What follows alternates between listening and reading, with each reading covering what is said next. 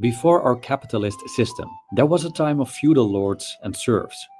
A small elite, the feudal lords, controlled the land, wealth, and power, while the majority, the serfs, lived in profound dependence, working on the lord's lands.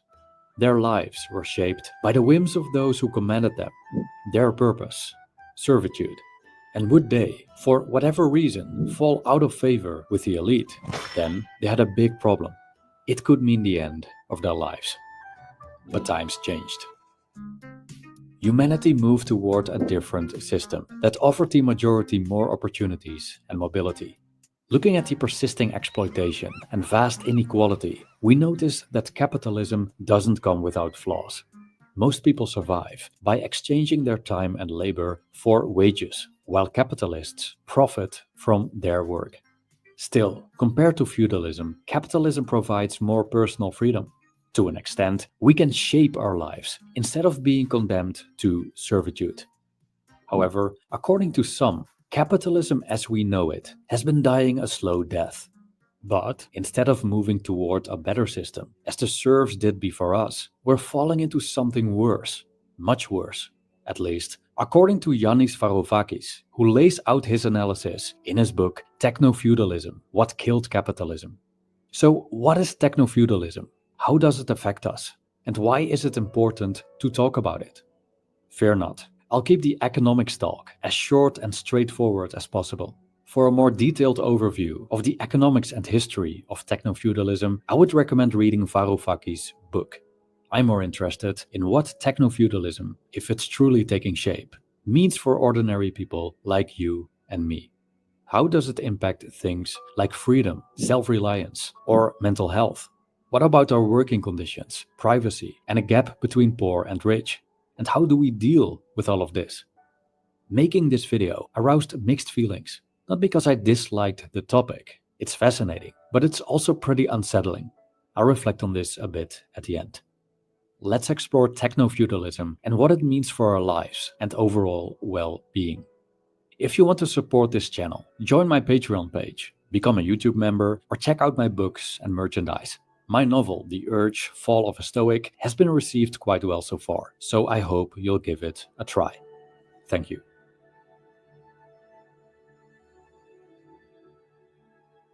Back in the feudal ages, if you wanted to make a living, you had to produce your own means of survival, primarily food.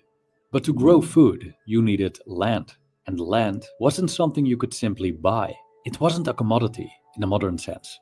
Instead, it was controlled by the nobility and passed down through inheritance, conquest, or royal decree. This rigid system meant that those who didn't own land, the peasants, had no other outlook than to work as serfs on the land of the feudal lords. I quote, "During the feudal era, which became properly entrenched across Europe in the 12th century, economic life involved no economic choices. If you were born into the landed gentry, it would never cross your mind to sell your ancestors' land. And if you were born a serf, you were compelled to toil the land on the landowner's behalf, free of any illusion that one day you might own land yourself." End quote. The feudal lords didn't work. The serfs did all the labor, keeping some of their produce while handing the rest to the lord and his vassals. This tribute typically included grain, vegetables, and other goods produced on the land. So the serfs were bound to the land, as they economically depended entirely on the feudal lord. Now, isn't it silly to compare today's economic circumstances to those of the feudal age? Just look around. We own houses, run businesses, and get a salary in exchange for our labor. Your boss may be a prick, but by all means, he's not a feudal lord squeezing you for grain while you toil on land you can never own, utterly dependent on his whims. And yet, beneath the surface, a shift has taken place.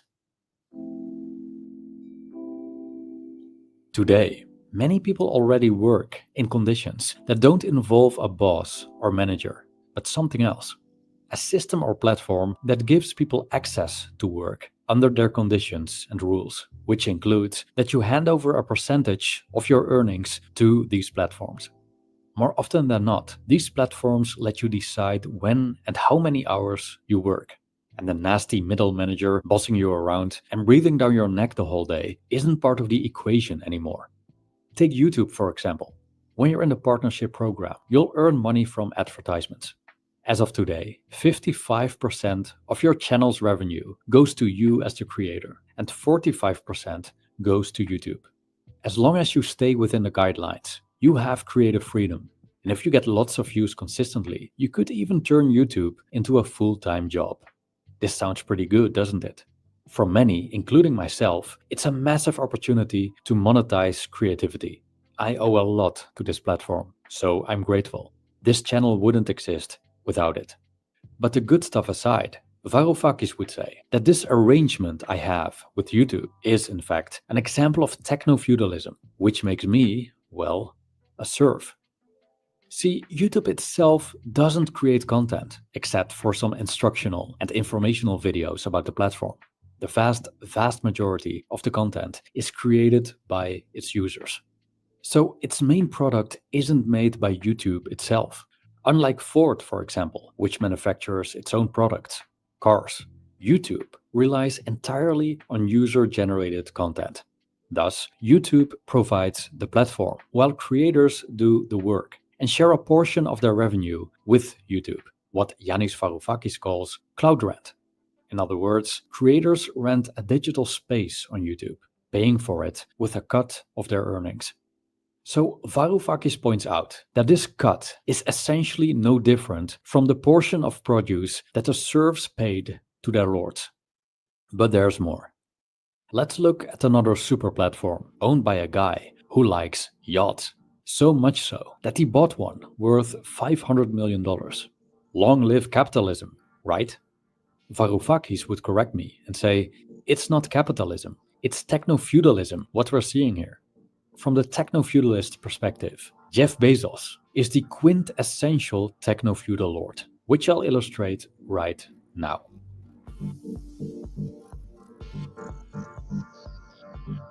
Amazon is a giant online store with millions of sellers. It offers almost any product available in retail. However, Amazon doesn't produce much itself. Like YouTube, it provides a platform, but this one mediates between buyers and sellers. These buyers and sellers pay Amazon fees in various forms in exchange for using the platform. Amazon overwhelmingly dominates the e-commerce landscape. Consider their Kindle ebook service, for example. Currently, Kindle ebooks make up 83% of sales in the United States and 68% worldwide.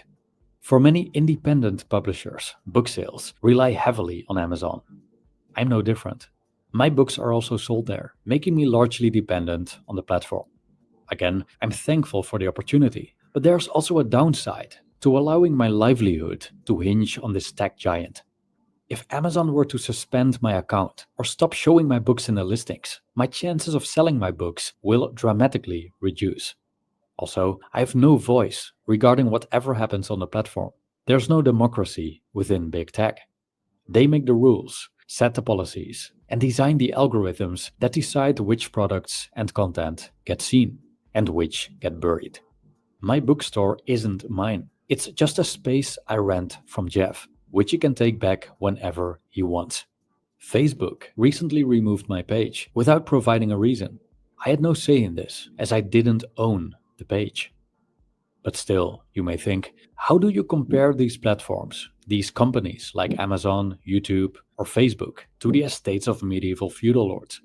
Isn't that a whole different game? According to Varoufakis, the essence is the same. Techno-feudalism isn't about land. It's about cloud space. And the feudalists in a techno-feudal society are, therefore, cloudalists. But still, aren't land and cloud space two entirely different things? Varoufakis compares the early internet to the medieval commons, land no one truly owned, where peasants could freely grow food.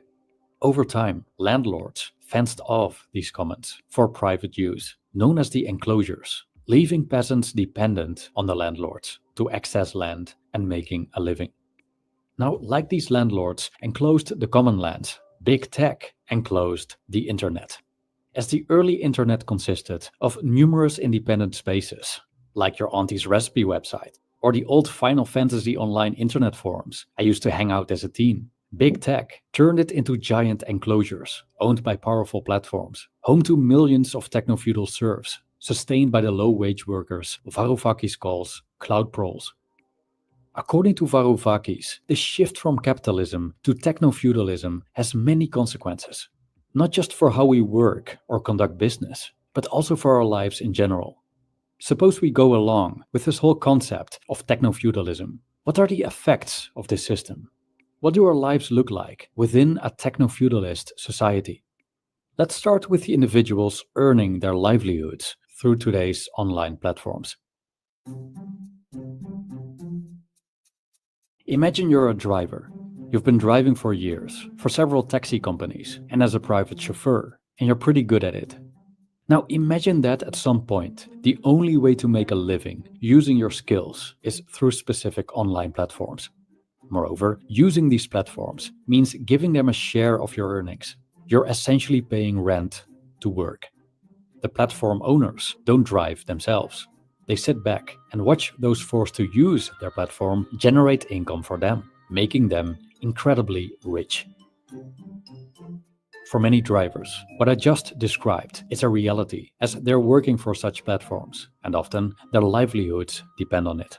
A well-known example is Uber, where people use their private cars to transport people. Both driver and client use the same platform, which serves as a mediator and takes a share of the driver's earnings. The key difference between working for a traditional taxi company and working for Uber is that with Uber, you're managed not by a boss, but by an algorithm. The same goes for YouTube creators and Amazon sellers. Sure, the algorithm doesn't nag or whine like some bosses and managers, but dealing with such an impersonal force, which operates on behalf of the techno-feudal overlord, has drawbacks. Consider the stories of those driving for Uber and similar apps as reported in The Guardian. One anonymous driver calls working for the algorithm an absolute nightmare. Their pay fluctuates constantly, as does job availability. Even when demand is high, the system sometimes claims there's no work, and since everything is automated, there's no one to ask why. Working as a serf for platforms like Uber doesn't make you an employee. You're just a user renting space in their cloud capital to earn money. If they want you gone, they don't need to follow labor laws. They can simply suspend your account. Usually, when you get terminated as an employee, you just find another job. But if your livelihood is driving to transport people or delivering food, and you're banned from one of these platforms, your chances of making an income with your labor vastly reduce. For example, platforms like Grab and Gojek have monopolized the motorcycle taxi business in several Southeast Asian countries. Those banned from these platforms are pretty much out of options, or, as Gen Z would say, they're cooked. But I hear you think, there must be a good reason to ban someone from these platforms if the consequences are so drastic. Not really. Many drivers have been banned without explanation or for trivial reasons, like a slightly longer wait time. And again, there's no one to talk to. Regaining access to the platform is sometimes possible, but from what I've heard, the process is nothing short of Kafkaesque. I experienced the same when Facebook banned my page. There was no one to talk to and no clear way to appeal. As platforms expand, we may soon have no alternative but to work for them. Many shops already largely depend on platforms like Amazon, eBay, or Temu, which turns them into serfs rather than independent sellers. Without these platforms, they're practically invisible to customers who prefer to buy there because of their reliability, logistics, and other perks. Now imagine if every industry becomes absorbed into digital enclosures. What happens to our autonomy? From an existentialist perspective, if our survival depends entirely on obeying algorithms all day, are we still individual subjects with agency, or merely objects being utilized? If platforms set the terms of our lives, can we truly consider ourselves free, thus free to shape meaningful lives and live authentically? Or are we trapped in an essence like the serfs of the past, which is servitude? And if our default mode of existence involves being a pawn controlled by an algorithm, what does that say about human dignity? Now that we have explored the techno-feudalist serf, let's turn to the consumer. After all, the serfs might have it rough, but at least the customers benefit, right? Just consider the convenience, security, and reliability these platforms offer. It's a blessing compared to how things were before. But is there a catch? Varufakis's work shows a large, ugly monster looming in the shadows, preying on those using these services. If there's one thing advertisers are masters at, it's creating desire. I mean, people usually don't think of buying 2 large buckets of Quick and Bright by themselves. It's because they've seen the advertisements on TV that planted this idea, this desire to have this product in their minds. A good commercial pushes people's buttons. And if you want to advertise effectively, you make sure your message reaches the right audience. For example, trying to sell soy milk to someone following a carnivore diet is probably not a good idea. Trying to sell a Tesla to a Buddhist monk won't be that effective either. So how does advertising work in a techno-feudalist system? The moon's distance is Meet Amazon Alexa, a cute device with an irresistible voice who claims she exists purely to improve your life. Moreover, Alexa invites you to train her. After all, the more she knows about your desires and preferences, the better she can serve you. But behind Alexa's helpful facade hides a different reality. Apparently, Alexa keeps voice recordings and user interactions. There have been instances where it recorded private conversations without the user's knowledge. It uses the information it collects about you for targeted advertisements and for who knows what other purposes. Amazon Alexa is just an example of how platforms gather user information. Facebook, Instagram, and Google do the same thing. Google may know more about you than your spouse, especially about what you're doing when he or she is not around. We're exchanging essentially our privacy for access to their services, such as building our social media presence on Instagram or asking Google Assistant to open our curtains in the morning. Have you ever wondered why most social media are free to use? Is it just Zuckerberg being the benign philanthropist who wants to share his technology freely to improve our lives? Of course not. People putting their whole lives on Facebook makes it a goldmine of information about our tastes, preferences, activities, and so forth. It's the perfect marketing tool. We can use Facebook for free because we are the product.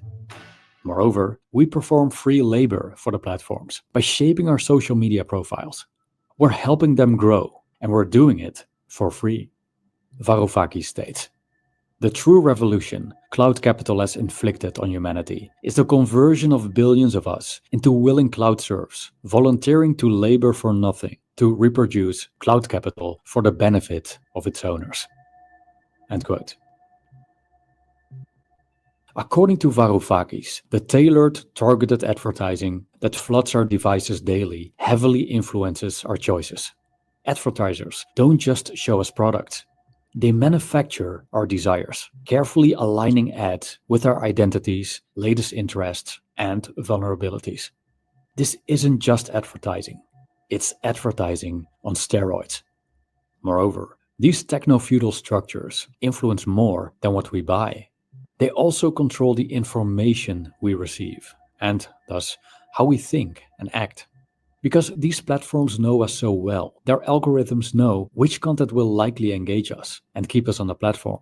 It seems a nice idea that we only get to see things we're interested in, but it also leads to a very distorted image of reality. For example, if you have particular political views, you'll see not just content related to these views, but also what generally makes your blood boil. Rage bait gets clicks. The algorithms know that very well.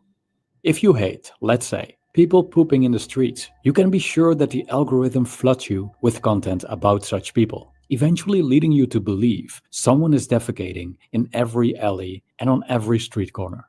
Aside from a distorted reality, this hyper-selective information consumption can also lead to the formation of echo chambers, which often breeds radicalization and, in some cases, violence. Controlling the information means influencing people's thoughts, which determines people's actions. If you want to influence elections, for example, controlling the information is key, which is what the Nazis knew very well back then.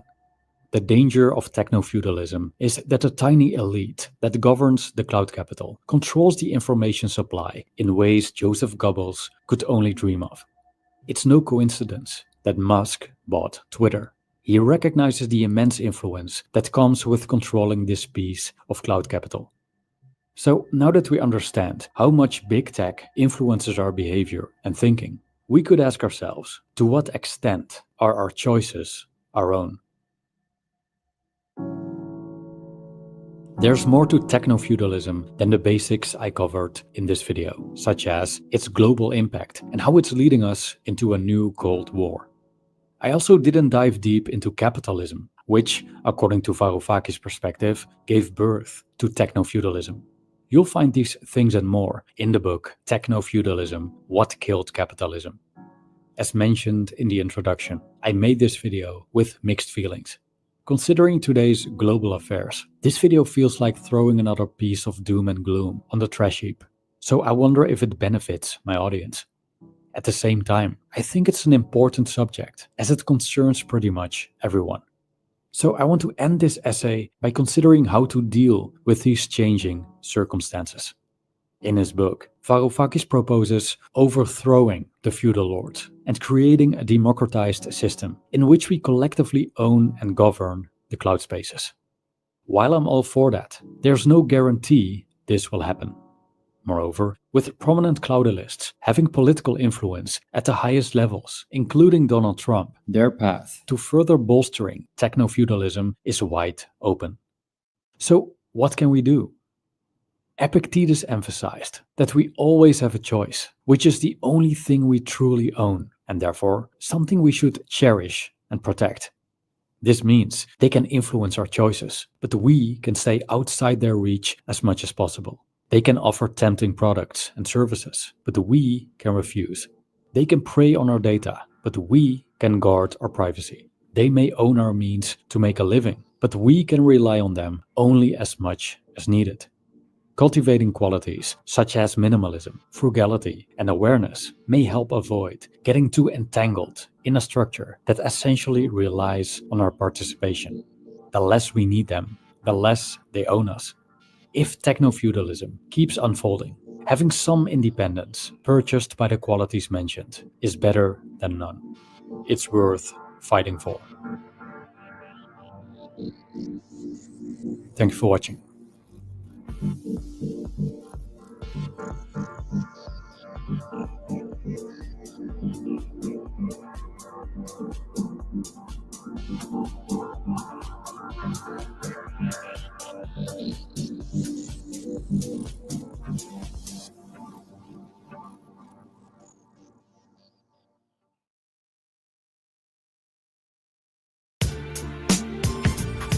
We good.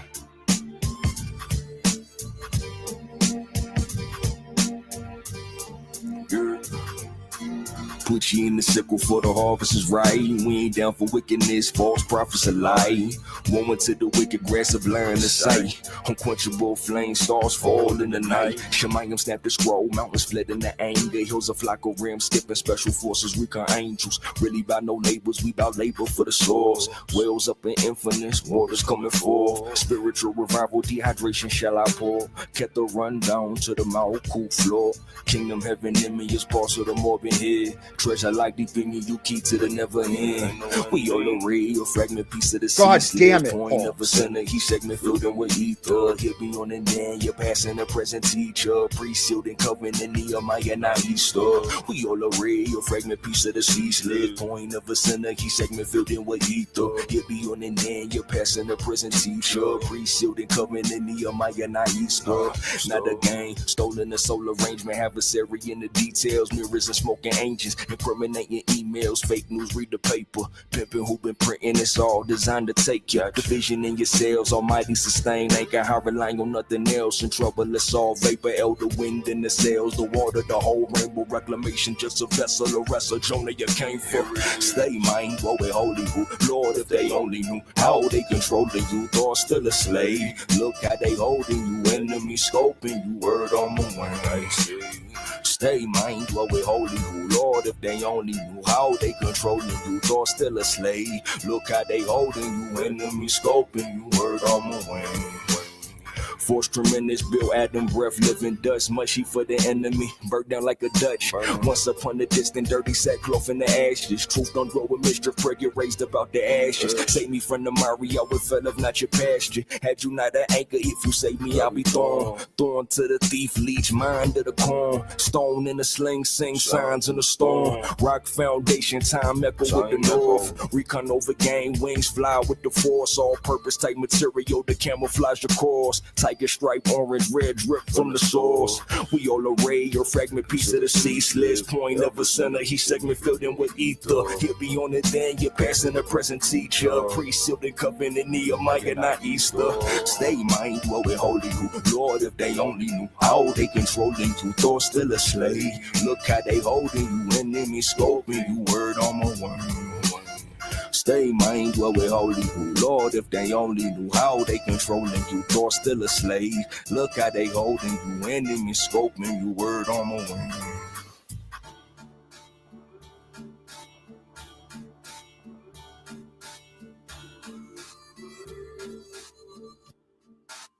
Well, hello. Greetings, brothers and sisters. Are we on? Are we good? Is the audio good? So I'm not going to do too long today. I just wanted to check back in and be a presence. Folks were fiending, but that's part of the point, right? This latest break I've taken has been a culmination, right? Long time coming, in the sense of managing addiction, right? There's a fine line between habits that can create success and habits that are just based in addictions that can be toxic or draining in certain senses. So it's a new time for me. It's a new leaf. Did the fast. That opened a door to me to go, I'm going to purge all of my toxic qualities and behaviors. So at least for now, I've put down the pornography, no masturbation, all right? No toxic foods, continuing to do intermittent fasting. So just purging all the people, places, and things that are not serving either my highest good or the truth, which essentially is one and the same.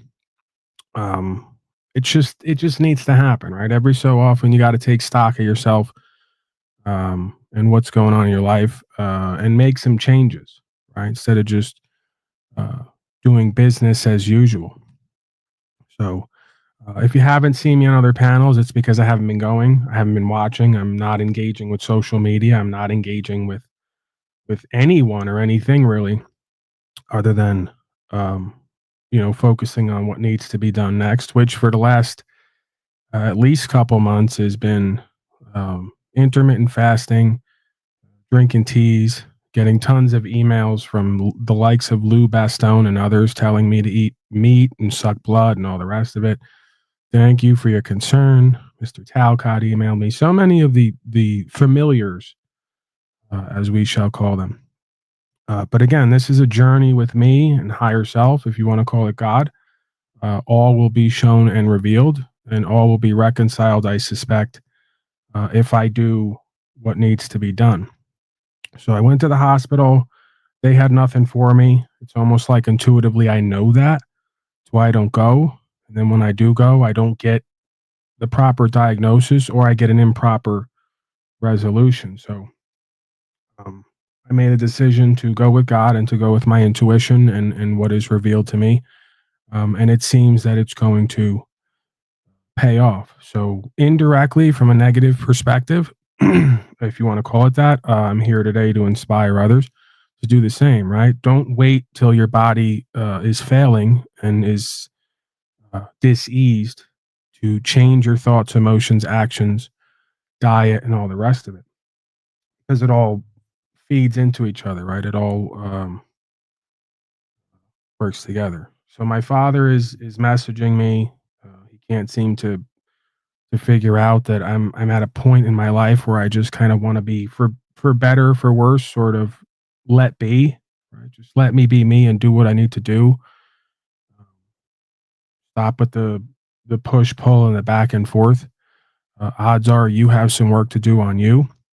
And one thing we know is that we have a 35-year running history of not being able to live with each other without each other. So unless there's been some radical changes on both sides, I'm thinking that that's not going to work till it works. So let me be and do what I need to do. You know, folks all want to tell me how much they love me, um, and they don't seem to understand that I'm not seeing that and I'm not feeling that, and the record hasn't shown that in certain ways. Then we got work to do. So don't tell me about a feeling. Show me, don't tell me. And the best way to show folks that you love them and care about them is to be honorable and respectable and trustworthy and honest and straightforward and real, right? And not choose to fight or run and obfuscate and live in denial or be delusional. Right? That is a lack of self-care and self-love, and it translates to other folks in our lives. So I'm not talking about stuff I don't know about me. It's because I do know it about me and I'm aware of it that I can speak about it for others, but I'd rather not, right? Because I'm not my father. He's not me. On the highest level, we're oneself. On the lowest level, we have choices. We're at a certain point in the journey and we have things that we need to do for ourselves, let alone for each other. So I would appreciate if my father and others not project onto me, not have expectations of me, not have entitlements with me, not do presumptions and assumptions. You know, there's a fine line there again between a habit, a love, a care, a resignation versus a dysfunctional addiction, right? These push pull dynamics. So, like, there were some folks, I won't name them, while I was gone. You know, we miss you. We want you back. We want you. Okay, that's cool. That's great. How much of that is dysfunctional, right? What are you doing with your days in between with this time? What are you refocusing on? How are you changing yourself? Or are you sitting around waiting for me to come back so that I can be some source of something for you that you're not finding in yourself or in your own life, right? And again, because I know these patterns about me, I seemingly know them about others. So anecdotal story, quick story, which to me is evidence of God every so often, because this pancreatitis and these gallstones and the blood sugar, right? I wasn't able to eat anything, having ups and downs, feeling like I'm going to pass out, constant pressure in my chest, pains, and all the rest of it. It had me down on one knee, you know, which is something that potentially needs to happen every so often. There's a fine line between being powerful and valuable to some degree, and then missing out on being purposeful in certain ways. So you got to be humbled every so often. You got to be taken down in order to rise again. So with that said, this has been a time of reflection and introspection, testing and challenging, calling out to the force to reveal, to lead, guide, and protect. And more importantly, for me to take the ball and run with it when I'm shown. So, what I'm getting into here is evidence of God to me. I had a dream, if you will, that I was back at um, my childhood home, and I use the term home very loosely, but the childhood environment out the backyard, and I was looking across and I could hear the voice saying to me, I'm not quite sure who or what the voice is. I don't have that detail sort of memorized. It might have been my father. It might have it wasn't important who it was. It was like, you know, if you're watching a movie, it's pan across the backyard, and then off to the side is a voice saying to me, uh, this is tamarind. is what it said. Meet Tamarind, as if it was a woman or something. I That's where it ended. I got up and I go, what is that? What is that about? I've never met anyone named Tamarind. I don't know anyone named Tamarind. Sure enough, 2 to 3 days later, I go to listen to Dr. Sebi's audio video about pancreatitis and health and wellness. What's the first thing that he says is part of a cure for what I'm dealing with? He says tamarind. Right. So now I'm sitting there, sort of agape, as Mr. Brian O'Shea would say, how he pronounces agape, agape, mouth agape a bit, going, wow, what are the odds, right? If we're going to play the logical odds, what are the odds of me having a dream? I don't dream too often. Usually it's about getting locked up, getting my stuff taken, wandering around. I guess those are nightmares. I guess I don't consider it that, but yeah, I don't dream too often. So when something like that happens, and you get the name of an herb or a spice that is then put forth days later on what should be taken, I don't believe in coincidences like that. I've never really had the name or the spice or the herb tamarind in my mind. I've never met anyone with that name, and there was no reason logically for me to have that experience, right? So, and again, this to me is just evidence of God. And what does that mean? It means that somehow, some way, inside of us and outside of us, there's a connection to another self or another realm. And there, in that state of beingness, all answers are known. All is understood and known. All can be accessed and worked with. There are no coincidences. Again, might seem silly to others, very profound to me. And I've had many of these experiences. And it's caused me again to renew my faith, right? To remind me to have a renewed faith that, hey, there's ups and downs. There's certain periods, there's tests and challenges. You can't give up because we're still here. We got to move forward and live life. And why should we want to give up when there is such magic and miracle to keep us entertained? Right? There's never a dull moment. So, yeah, I guess indirectly, speaking this for someone out there, if not all selves out there who at times are tested and challenged and think that life is a bit boring or mundane or there's nothing left to do, or what's the point of trying and changing? Well, because that exists, right? That state of beingness where we know we can do and be and have better, and this force is leading and guiding and protecting and revealing. Why wouldn't we take charge of ourselves and our life and be charged by that energy and that force to do what we probably know we need to do anyway that we haven't done yet, because it's the will or our will, right? It's always back to the bottom line scripturally, the will or our will. With that said, Mr. Wizard, if you're out there, I'm sure that you are. Many of you folks continue to hang around and listen. I have no hate for you and others who we've gotten into it in the past, but the facts remain the same. If you're going to text me, if you're going to email me, if you're going to be involved with me in my life, you're going to have to get real with yourself and others. Right? We can't be on here in our own sort of toxic sense of self, or denying our truer sense of self, which is really what the toxic sense of self is, and projecting and rejecting and denying and ignoring and all the other games that we're playing with ourselves and each other, right? It just needs to stop. And I'm talking about me to talk about others because I don't see any separation. So when we can really get real with ourselves and each other and talk about what it is, not what it feels like, I think that there's growth and change to be had. So I'm thankful and grateful for all you folks, even if I don't like our experience, because I understand that there's more to the story here. There's a bigger program and plan running, unfolding. So, questions, comments, concerns, the link is in the description. If it's not clickable, that's you. No, I understand that. It's because it's me that it's also others, right? There is no separation there. Like I've said, I think that I just have better percentages at times. It's not a competition, though. And ultimately, I've been completely grounded and displaying humility and humbleness in the sense of accepting and speaking out loud that if you don't have your health and you're not doing what you need to do to care for your body and to experience life in a proper manner, what do you really have?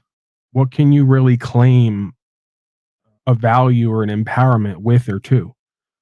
Right. So I've been very clear about that. We can make statements and make judgments and do competitions with other folks, but ultimately, I'm a loser failure on some level, since that's the term that gets folks so uppity, right? Because I failed at keeping my body, at least for a time, right? But is it ever really over? Can you ever be condemned a loser failure? Or do you just occupy loser failuredom until you don't, right? As long as you still have an opportunity to live and change. So again, I know a loser failure when I see one and meet one because I met the first one in the mirror, right? So I lost my health for a time, God willing. It's regenerating and coming back. Don't go to Google and ask them about your pancreas and all the rest because they'll tell you there's no point in trying, can't regenerate. If you're diabetic or pre-diabetic, well, just go take the insulin, take the shots, do whatever else. Can't be changed. And then a whole world unfolds of thousands of folks saying, no, I cured my diabetes type 1 and type 2. No, I've cured my pancreatitis. No, it can regenerate. You have to take the right things. You have to think the right thoughts. You have to live the right way. And you got to purge yourself of toxic influences, people, places, and things. That starts from within. It ends outside, right? So Rob Cleveland is here. Good to see Rob Cleveland. Crazy Dave, you need to relax, sir. I'm not going to tell you what you need to do. I'm going to tell you how it seems to be to me. You need to relax, focus on you. That's what this last couple weeks has been, a way to inspire others without me being here. Focus on you. Do better, be better, have better. Don't worry about me or this one or that one or all the nonsense online. You see the techno feudalism idea, right? So how many folks on here need to have a better frame of mind, need to have a better sort of emotional space for themselves, let alone those around them? How many folks on here need to better their diet and change their body? Because the core of this is one of the things I'm learning about nutrition. Fat around the midsection related to stress, glucose, diet, rest, all the rest of it, lack of exercise. This is the bane of our existence. And for the longest time in my life, I've had fat around my midsection. So turns out this causes fatty liver, fatty pancreas, clogs up the ducts, potentially causes diabetes, pre-diabetes. So fat is the enemy. Well, not the enemy, right? We don't want to go too extreme because fat is also what you can live off of when you're fasting, or if you're out on the land and you need to go a time without eating, little if not anything, right? Which is essentially fasting. Then fat's your best friend, right? But yeah. So essentially, I look at this whole period in my life as the universe, right, cause and effect, the spirit forcing a change on me that it knew that I wouldn't do on my own, right?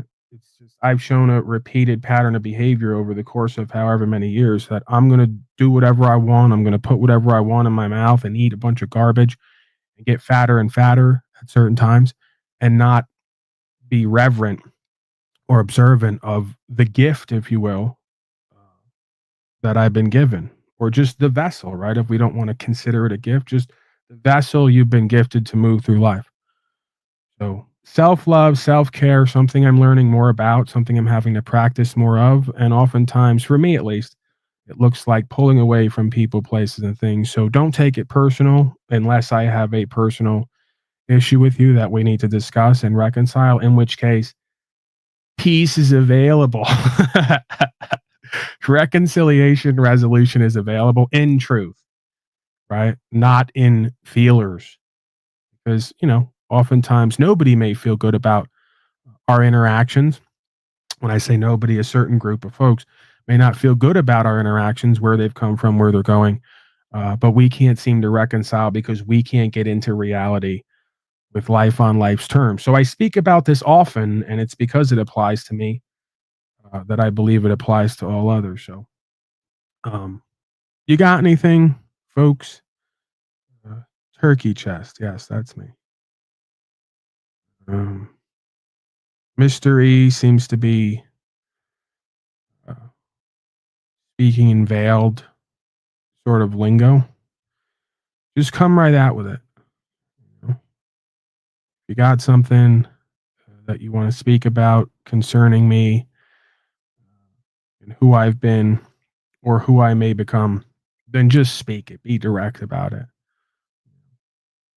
I can say that you're wrong and try to put it to bed. And if you're right, you're right. It doesn't change. Just like, back and forth with other folks, it doesn't change because I don't like what you're saying or don't want it to be true. If it's true, it will be shown. Root chakra. He's throwing out like catchphrases.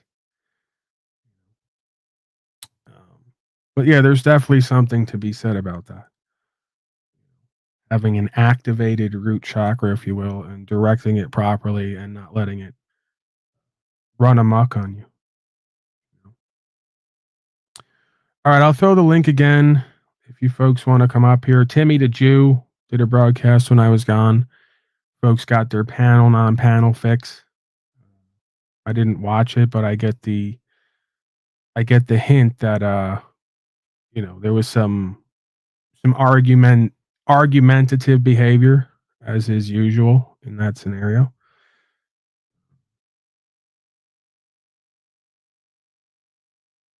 Not that I listened to the cot that much. I did something good. I unsubbed. Well, I don't want to get into that, right? I don't really want to focus on these people, beyond just the recognition of we're all having the same experience to some degree, and we're all either cognizing what needs to be done or we're living in delusion and denial, right? And because I'm not exempt from that, I feel at times I could speak about others regarding that, but I'd rather not. I'd rather stay away from the commentary on individual beings and their walk and their karma, because I don't mind if people do it about me. They're going to do it anyway.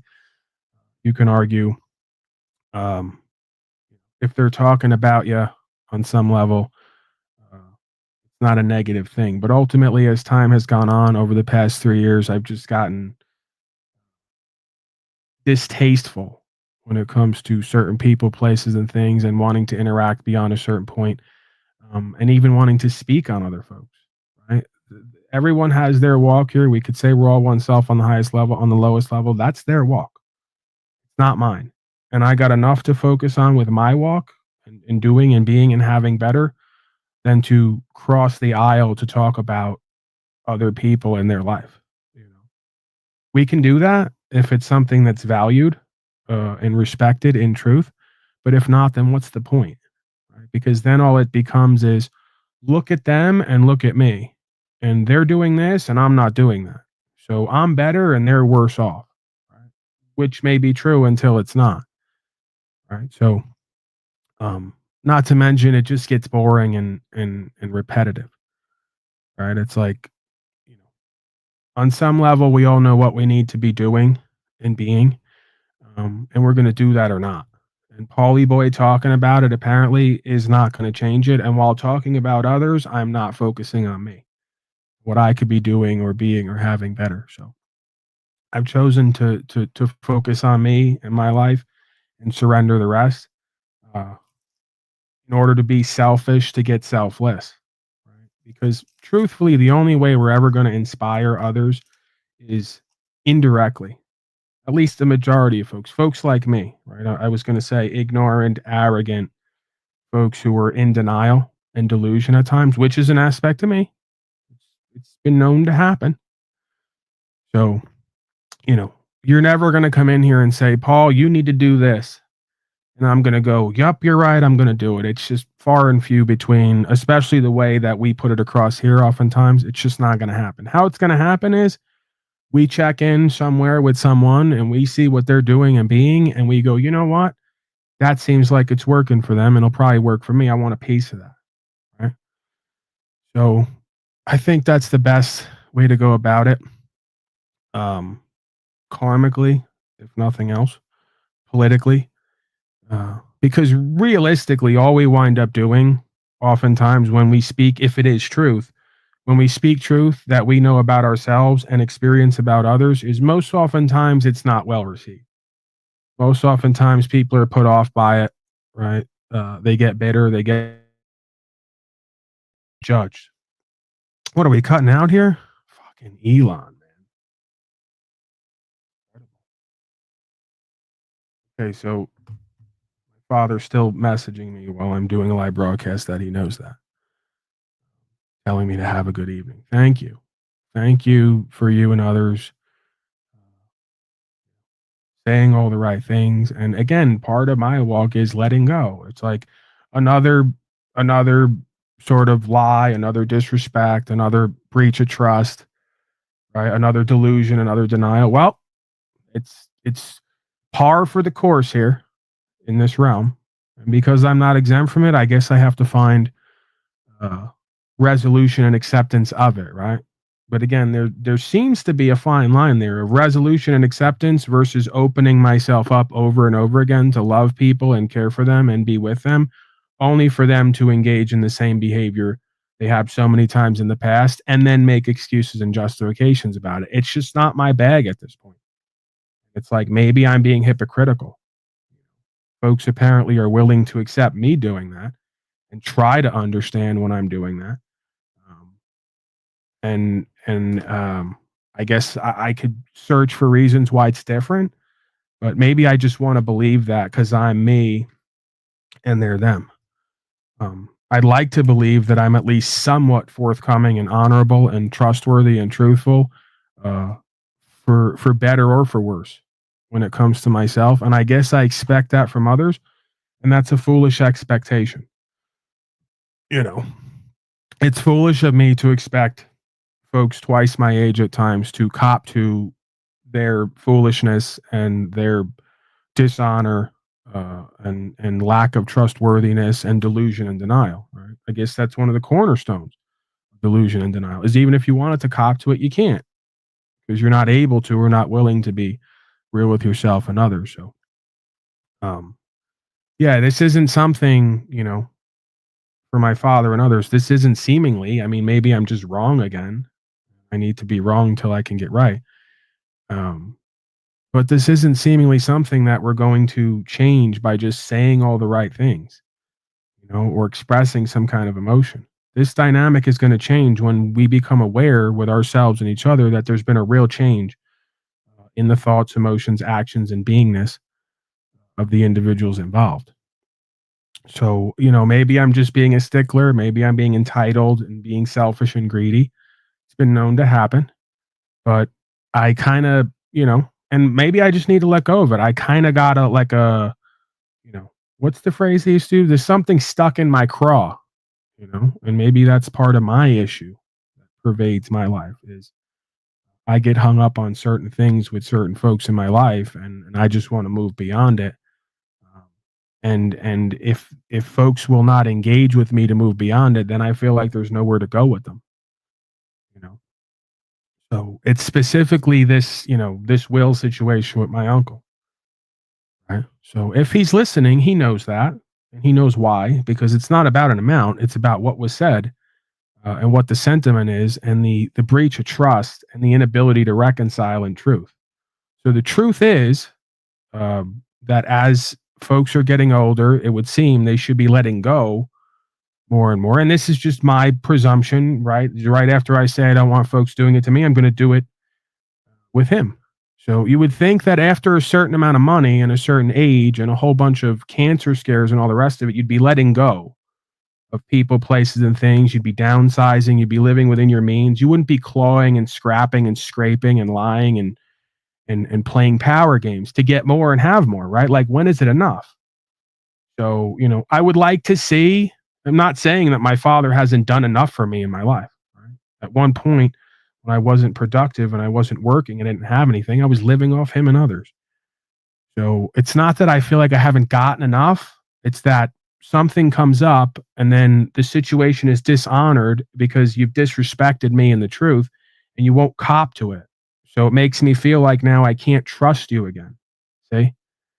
That's really what the issue is in these relationships, the lack of trust. I can't trust your judgment and discernment, and I can't trust you to be honest and honorable with me. So I guess that's how I need to find trust.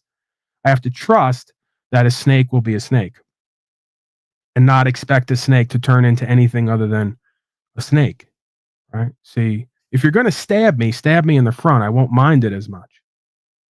It's the stabbing in the back that I don't really appreciate. Like if you wanted to say to me, Paul, you're a fat fuck, you haven't done what you were supposed to, whatever your perspective is. So I'm going to now ride on the fact that, your uncle didn't put you in a will 10 years ago because you were a drug addict at that point.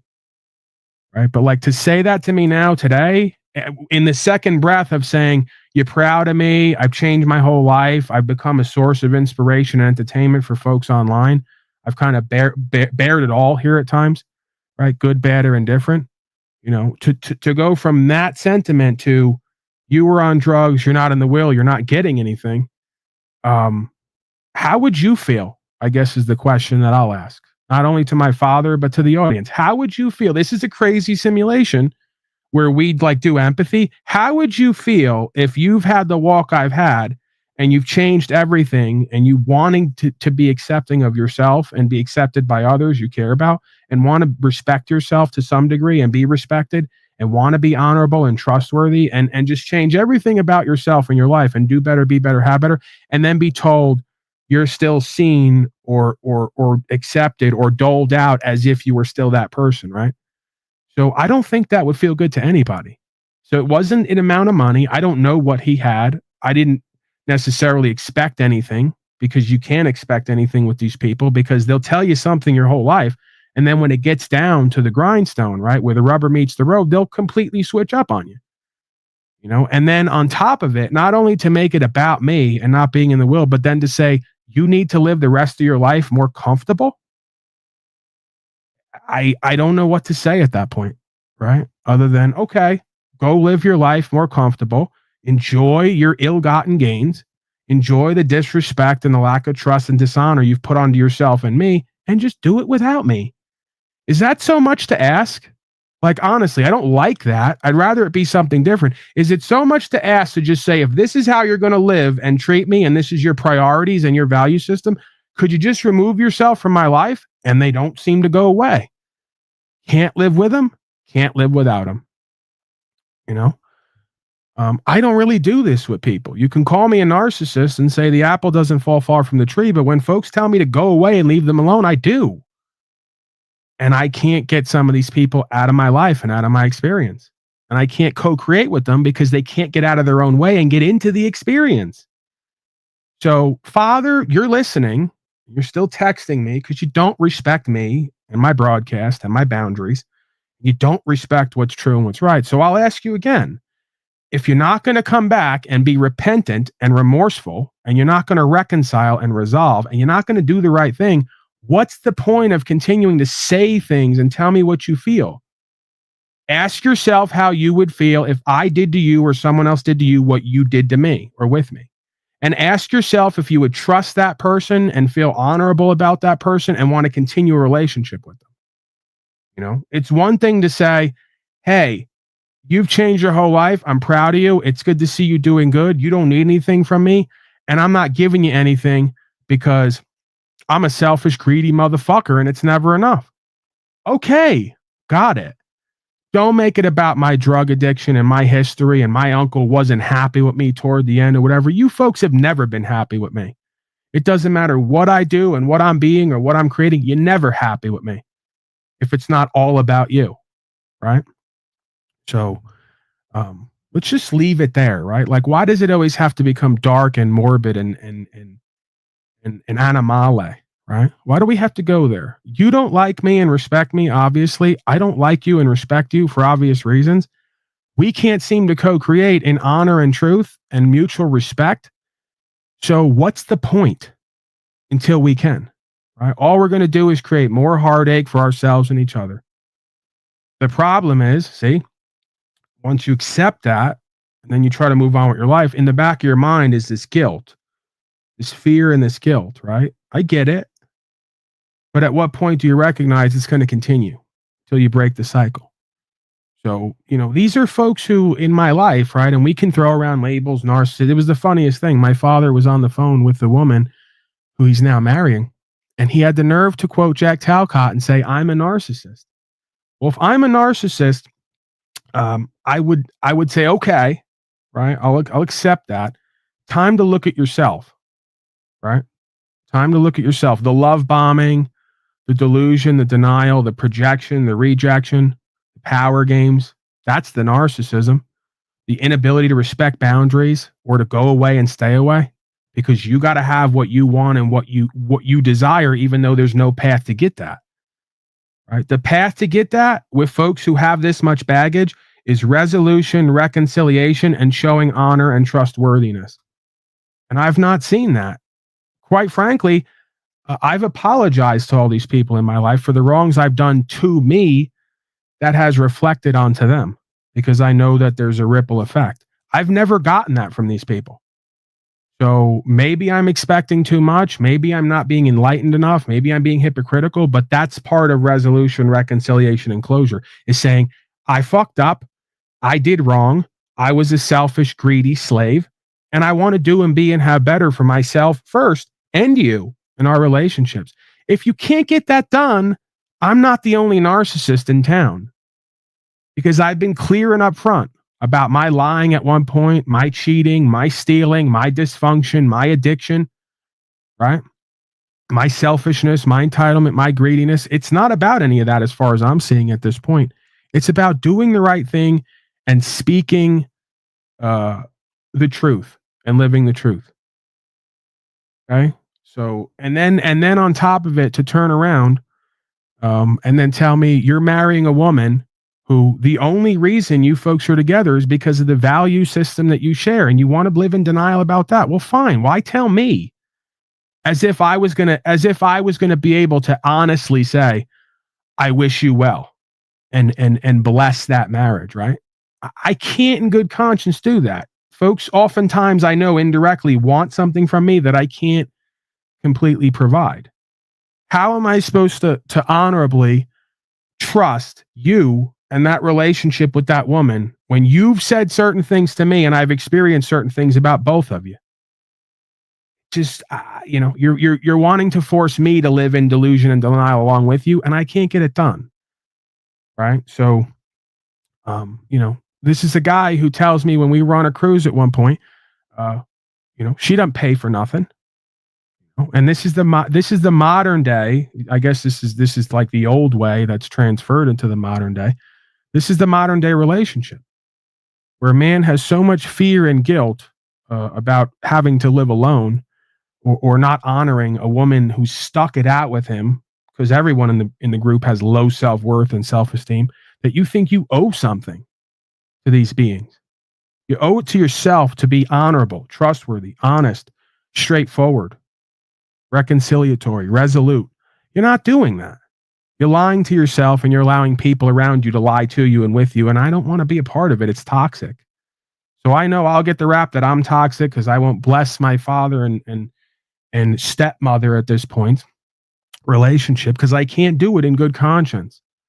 I can't bless a marriage of two people who are already married under common law, who don't listen to anything that I say or watch what I do, right? And want to go take out legal contracts with church and state to unite themselves for business dealings, because that's all it's for. That's all a modern day legal marriage is for, is to do business dealings and to split up property.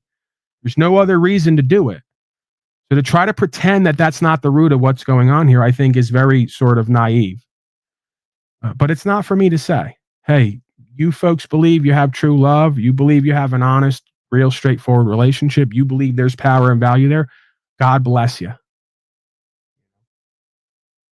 You would think instead of running around town and spending up whatever money you need to have to be comfortable on taking trips and going here and there and getting married, you think you'd have a serious conversation about who and what y'all are, how you haven't raised your kids, how you've been a fucking slave your whole life, and how you've accepted less for yourselves and each other.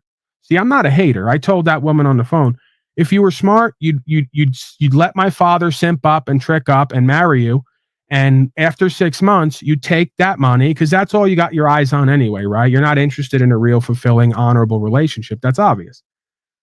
Women who go and take vaccines and listen to the state and all the rest of it and don't have men leading in their lives are not interested in anything other than what they can get out of the relationship at the end of the day, right? If you had that, then that would take a back seat. Because you don't have that, the money and the things and the lifestyle takes a front seat.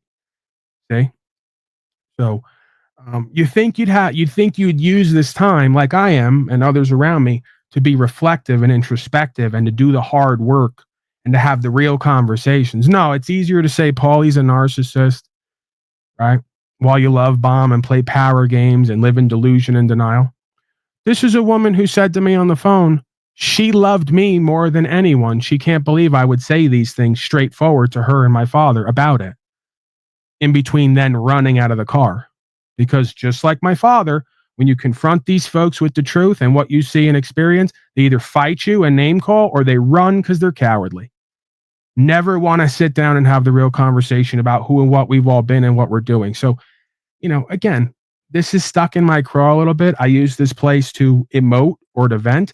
And I also know I'm keenly aware that there's a whole bunch of folks out there who experience these same dynamics, whether it's me overeating, me eating garbage, me having a drug addiction, me having parents who like to project onto you who and what they are while denying their own reality. This is par for the course here. So I'm far from alone. That's the whole point of this experience. At some point, we're going to put our feelers aside and we're going to do the fucking work. And we're all going to be better and do better and have better for it, or not. So blessings to you. That's how I can bless you in your relationship. That's how I can be excited and honor you in your relationship, is knowing that you and that woman and other folks here are going to take the opportunity to do the hard things before it's too late, to have the real conversations, to put up or shut up, right? See? And one last thing, and then I'm going to move on. Because again, I'm not able to talk with these folks in a conversation directly. So I have to do it through here indirectly, where they can't say anything, they can't fight, they can't run. They're forced to shut up and listen or run and not take in what I'm saying and not adhere to a proper relationship in truth. So it was telling to me when I said in front of this woman to my father that, let's be real, this is all just about you having a claim to half of whatever my father has. And her response was, in pure sub-psychological fashion, of Freudian revelation fashion, that's crazy. I never once asked your father to be a part of getting his money. So you didn't deny it. You didn't deny that the root of it is you just want to claim on property and a lifestyle for your future that you can't create for yourself. Your answer was you never directly said it. I know that because that's the whole point of not a woman, a little girl, and how they work. They never ask you directly. They never say it directly. It becomes your idea, right? It's all indirectly influenced to where you're simp tricked out, and it becomes your idea to give a certain status and position to a woman who doesn't deserve it. See? And again, the word deserve is of service. So maybe I'm just a little too hardline. Maybe I'm just a little too narcissistic. Maybe I'm a little too mean for my own good. I'll look at that. I'll work on it. But ultimately, to me as a man, a woman who's going to go get vaccinated and listen to the state and all the rest of the crap that comes with it doesn't deserve a claim on who and what I am and what I have. So why you would open the door to that while then denying me of that, of course, is going to create a dysfunctional dynamic. And again, let's pull back from that. I then have to be really real with myself and others. He shouldn't give me anything. You may as well marry this woman and give her everything, because why give it to me? If we don't like and respect each other and we're not riding on the same page, I shouldn't, I guess, have any claim to what you have, because it would be dishonorable for me to have expectations and to be wanton or entitled to whatever my father's heir is, the heir to my father's throne, so to speak. whatever I deserve is going to have to come through God and the people at this point. It can't come through you, because I can't with one hand say, I don't like you, I don't respect you and what you're doing and saying, and then turn around and expect that when my father dies or something happens, that I'm going to have a claim to whatever he has, because then it makes me feel selfish, makes me feel entitled, makes me feel greedy. Right? So I'd rather do without and kiss that goodbye. And I've told him and others that for years, right? Back to when I was on drugs, and they used to say to me, Paul, you don't work, you just sit around and live off us, and we think you're waiting for us all to die so you can get our money. And I go, well, I guess it's on the back burner somewhere, some way, somehow, but ultimately, do I really want to live a life like that, where I sit around, do and be nothing, and then have a claim to things that I can't fulfill myself by having and using? I can only do that by doing and being and having better for me. Me getting stuff is not going to change me for the better. It's made a monster out of me at times. So ironically, while he was telling me that at one point, and now it's going to go that way. Like, it's so fascinating to me how I can see the move before everyone else around me projecting onto me at times. You know, even with me saying at one point in this broadcast, I said I'm pre-diabetic, making a joke that was not so much a joke because it manifested.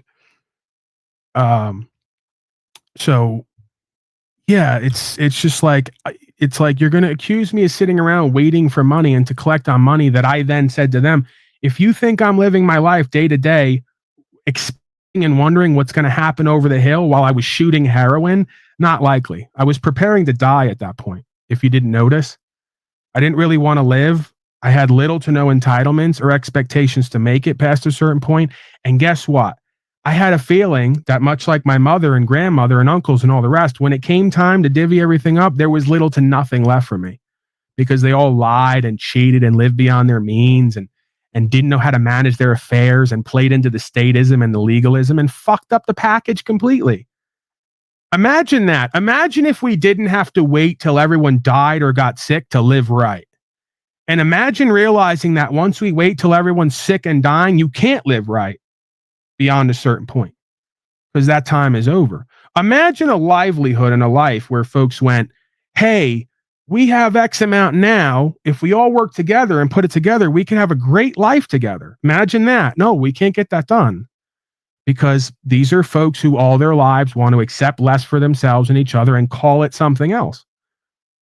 You know, imagine a world where instead of overpaying for a $500,000, $700,000 townhouse, you got your head out of your ass. We all got land together, lived on 20 acres, had multiple estates and manors, and grew food and worked together and started a business and were ultimately successful and prosperous. Nope, can't get it done. So I'm honestly at this point, especially after this health scare and feeling like I could die at any moment, I really want to live at this point. And I'm not taking anybody with me who can't go for the ride. It's just the way it seems to have to be. So if I'm too mean, if I'm selfish, if I'm greedy, if I'm all the things, I've completely flipped the dynamic. Just like I told the woman with my father on the phone, I said, my father has no self-worth, self-value, self-esteem, value systems, or principles. You obviously don't either. But if you were smart, you'd take this simp trick for half of what he's worth, and you'd go off and find somebody better who can give you what you need as a woman, who can be straightforward, who can be honest. Maybe my father does do that with that woman. He doesn't do it with me, so I have a hard time believing he does it with her. Right? So ladies out there, if you're smart, you'll worm your way in like she did. I remember my father once said to me, he didn't know how this woman wound up living in the house. She just brought her stuff over and it just started happening. As every great relationship does, right? So the reality of it is, subconsciously, if not consciously, people want to do and be and have better, but guess what they're not going to do and be and have better? Change themselves in their life. What they are going to do is attach to people, places, and things, be codependent, and try to get a come up, right? So again, a woman who tells me she's loved me more than anyone in my life, which is beyond ridiculous and delusional. You know, I'm not even going to bring up Jennifer and do a competition. It's beyond love bombing, narcissism, delusion, and denial.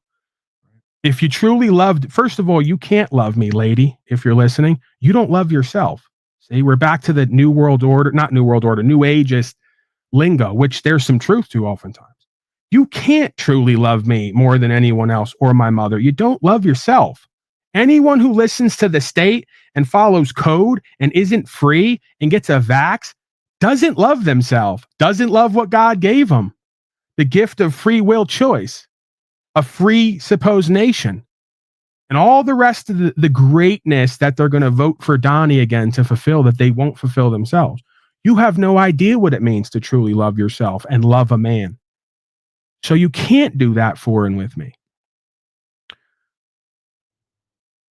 These are people who have one child after the next and can't make enough or do enough or be enough to sustain themselves in their life and have something to pass down.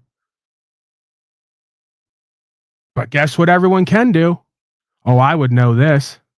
Guess what everyone can do? Smoke, drink, be a fat fucking slave. I wouldn't know about this part. Take vaccines and follow the state off a cliff. That you have plenty of time for. Run around town and around the world taking trips and blowing money. That everyone can do.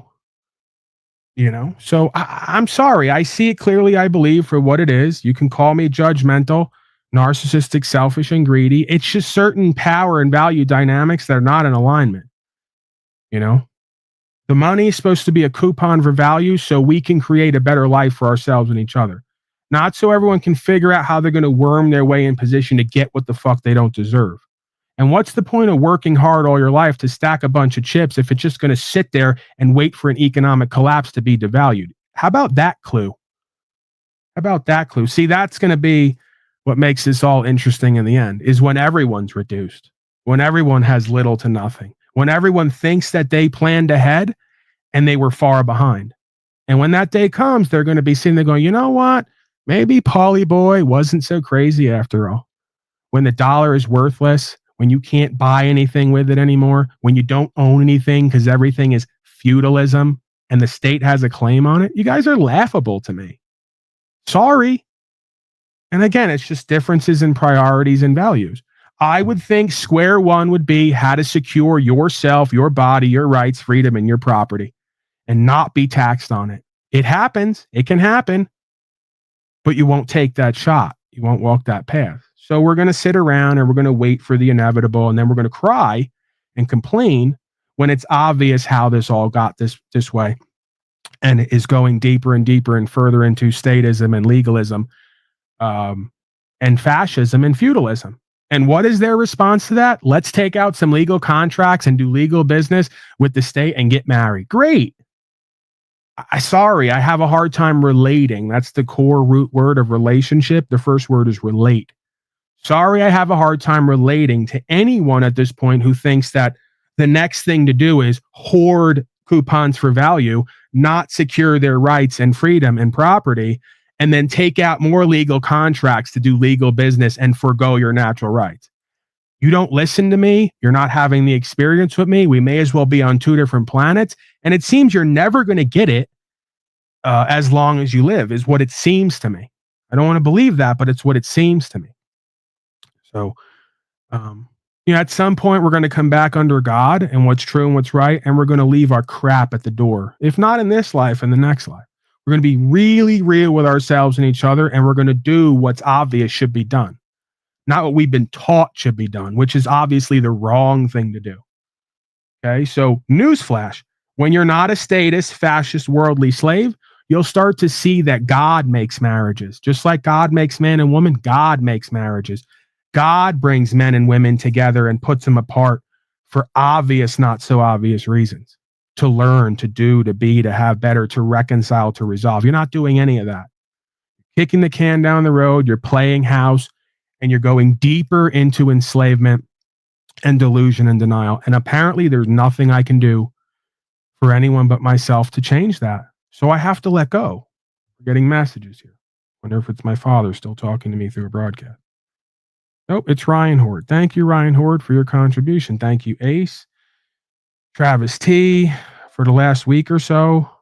I guess I should mention these folks. Scott, another being. Let's go over the list here. Texas, Dace Jones, Michelle, Gary S., Aaron S., Clint F., Paul G., Bill D., Julian B., all the contributors and supporters who I'm blessed to have in my life, who are there for me, even when I'm not as much there for myself as I could be in certain ways. So that's all I'm here doing.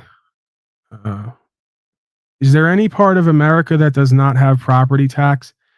I believe so. I'd have to double check on that. I know that Oregon has no sales tax. I know that Nevada has no income tax. Okay, but let's be clear. You have a belief, along with my father and many others, that the state ofs are part of America.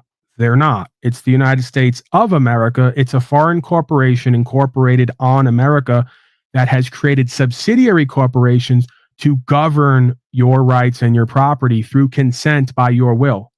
Jennifer got a letter from the IRS saying to her, "We believe you filled out your documentation wrong." She sent them back a letter saying, "I believe I didn't. Please explain to me why you believe that's the case." They haven't got back to her yet. She's exempt from taxation because she's not claiming to be a United States citizen. United States has defined USC 1A as a federal corporation. We've been over this ad nauseum. And the only thing that separates the average person, not only the knowledge from doing this, but the will, because they're too damn cowardly. Okay? I'd love to say it some other way that's nice and kind and pleasing to everybody's sensibilities, but then I wouldn't be doing my job non-job here. I got to speak especially the truth that we don't like. That's what makes this train move. That's the grease for the wheels. So there is no such thing as America when it comes to United States of America and a state of and a federal corporation called United States. There is no America when you call yourself a United States citizen. I don't care what the rest of the disinformation campaigns have taught you all, that this is sob sit mumbo jumbo. I have the code. I have the law. I have the explanation and understanding. I have the experience. Nobody's coming after me for taxes. Nobody's coming after Jennifer. Just like they all told her when we went to court, "You better not listen to this guy. He's going to get you locked up." Mother told her that. Goofy bitch that she called a friend at one point who she's jettisoned since, because she came out after a certain point when we won at court and said, "You know what? I don't even care what you all do." I said, "I know. I could tell that the first day I laid eyes on you. I'm glad you just came out in the open to Jennifer to let her know you were never her friend. You never wanted what's true and what's right. You're only there to test and challenge her and get her to feed back into a life she's trying to move out of." So every step of the way, they'll tell you, "Paulie's crazy." They'll gaslight you. "He doesn't know what he's talking about. This is sob sit mumbo jumbo." Yet I'm still here talking. Yet I got a list as long as my arm of dismissals. Yet I got a dozen folks around me who aren't paying tax and nobody's come after them yet. But don't tell that to the average cowardly slave, because they'll say, "Well, what if? What if while you're worried about standing for yourself, you're actually destroying yourself because you're living in delusion and denial and refuse to reconcile? What if?" I know, crazy simulation, huh? I got to urinate. I'm going to throw the link here. Come on up. If you got questions, comments, concerns, if you want to go over the code, if you want to have the revelation and realize that everyone's been pimped, that's why this is Proper Instruction Motivates People. The acronym is PIMP, because the whole world is pimping and hoeing. You just don't know it. Means the majority of our interactions with self and others are based on true power and value systems or false power and value systems, aka the truth of creation versus the child of the lie and a ubiquitous deception where you all will run around and day after day say, "United States, tax, citizen," and not even care to know what it all means, not even care to go to the damn code and read right there. It says line 1, all taxation is voluntary. Well, how's that, Paulie boy? If I don't pay my taxes, they're going to come get me. If you sign up as a U.S. citizen, if you call yourself a withholding agent, if you sign the damn contracts, yeah, they are, and they should. If you would correct your status and standing on record and put down there what the definition from the code says you are and differentiate yourself, protected class, privileged class, then they can't come for you because this is contract law. But instead of figuring that out and understanding that and saving your soul and securing your rights and freedom and property and the way God meant us to live, you're going to keep running around living in and of the world and operating within the ways of the world. And you're going to get what is promised for the devil's children, burned. That's how it's supposed to be. And I'm not going to have any sympathy for those who were within the sound of my voice and witnessed my experience and then drew a line of division between me and them. I ain't special. I ain't unique. I ain't above and beyond this. I'm down on the lowest level in the trenches, proving concepts or having to sacrifice and go through the pain to get the experience. That's a true full life lived. And if you're not doing that, there's no amount of money, there's no amount of goofy bitches, there's no amount of trips you're going to take that's ever going to satiate that hole you got inside of you. Get it? Till you become your own man and woman, your own cosmic mother and father, your own unified field with source, you're never going to be able to feel fulfilled. But keep trying. Sure, just around the corner, it's going to happen. You know? That's again how I know. How do I know a woman has never really truly loved a man or his son? Because she's never allowed them to lead and has never led herself. That's not a functional psychology and sociological dynamic. That is Jezebel harlot central. See? If you truly love yourself and love your man and love the son of that man, right? You would seek to live a righteous, fulfilled, secure lifestyle with the freedoms and the rights God gave you. If you don't, then you're of Baal. You're of Babylonia. And you will reap what you sow. So continue to play psychological games with me and yourself and others and think it washes. It doesn't. Because if one thing's for sure, two things for certain, one thing is I can see. I may not always do what I need to do and what's right, but I can at least fucking see it. Most of these folks that I speak to and speak about, they can't even see the picture or the frame around the picture for what it is. They're too up close to it and they're too in their feelers, denying what's there to step back from it and see it for what it is. Come on up here, folks. If you got something, questions, comments, concerns. If not, I'm going to go to the video. No authentic connection to themselves or others. Right. And that's why I can't have a relationship with them. I'd like to, I want to, I'm open to it, but it can't happen because of cause and effect, which guess what? We're not God and can't override.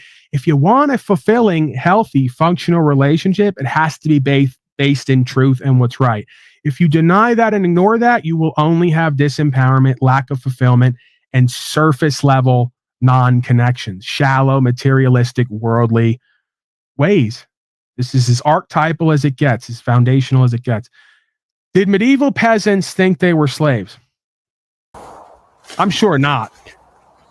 One of the themes throughout humanity is they never realize what's going on in the moment when it's happening. They're lucky if they can realize it 100, 200, 1,000 years later. And of course, I guess I must be in that category to some degree, because either folks mostly can't see what's going on, or even those of us who can see don't take the next right steps to do what we know we need to do. Because guess what, on both sides? Fear. This is the faith over fear dynamic every single time. Medieval peasants slaves, and was medieval serfdom effectively the same as slavery?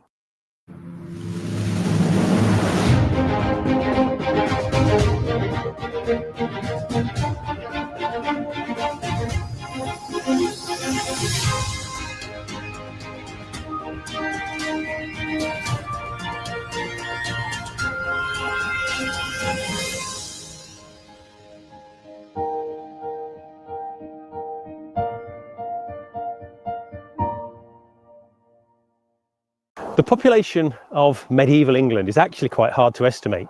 The Domesday Book, that fantastic document written by our Norman conquerors, Duke William of Normandy in 1086, catalogued a huge amount of the country in a vast amount of detail.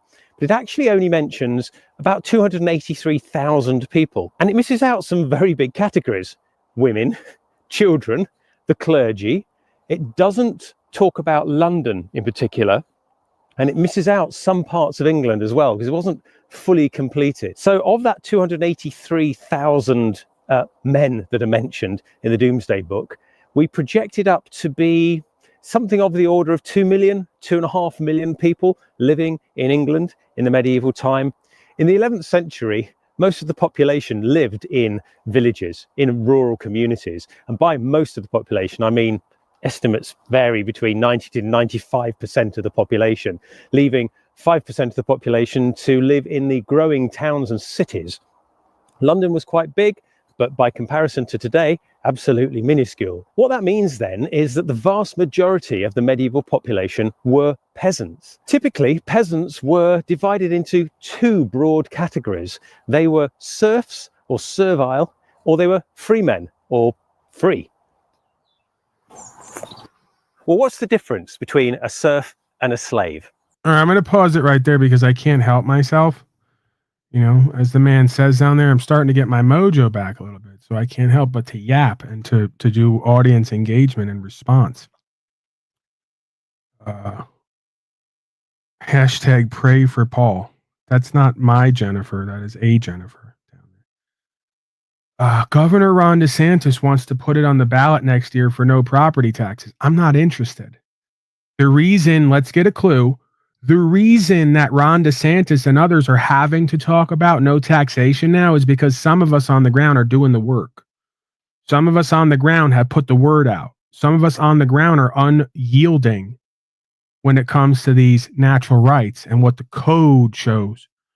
Okay? So you keep looking to the same people who tricked you out of your position. Starts with self. But you went outside of self. You tricked yourself out of your position, then went to the world for other folks to do it with you.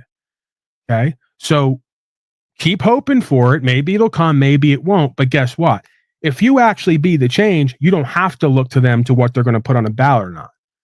Okay, so the law, are we going by the law? Are we going by the code? What are we doing here? Because the law and the code shows we don't have to pay these taxes. There are tax exemptions based on requirement. Why are you not asking for them? Why are you not demanding them? By right, under the law. Under the code, whatever world you want to go to, legal or lawful, it's there on both sides. So when you're ready to buck up and step up to the plate of what needs to be done and what's in your heart and what God has put forth for you, then you will get to reap the benefits and the rewards after you go through the tests and challenges. If you won't walk that walk, just voting for someone to try to bring in a reality for you is not how it happens. Because guess what? The day that they say, well, you know what? We voted in, we brought it in, now we're going to change it again, is the day you're going to go right back to being a hoed out slave. So the only way this is actually going to change and be lasting change is if you draw a line in the sand and say, this is what the code and the law puts forth, this is what I'm going to live, and I don't care about what anybody says or does before, during, and after that. That is the only way to show that you're in service of truth and under God. Anything less than that is dishonor. Okay? So, again, I'm not saying it's easy. I'm not saying it's going to happen overnight. I'm not saying we're all not going to have to go through some tests and challenge and sacrifice. I will ask again, besides having to go to jail or have things garnished or whatever else, you get 3 years of property tax before they do anything about it. We're talking hundreds or a few $1,000s. Many of you folks have everything you need to where you can say, I'm not paying it. This is what I require. Please send the exemption to me, like so many others that I've known. I know at least, I believe, 2 people who I could officially say I've seen the documentation to where they have been granted an exemption by the state of corporation and the local non-government corporate affairs agents. Right. So my question for the rest of you is, why are you not attempting that process?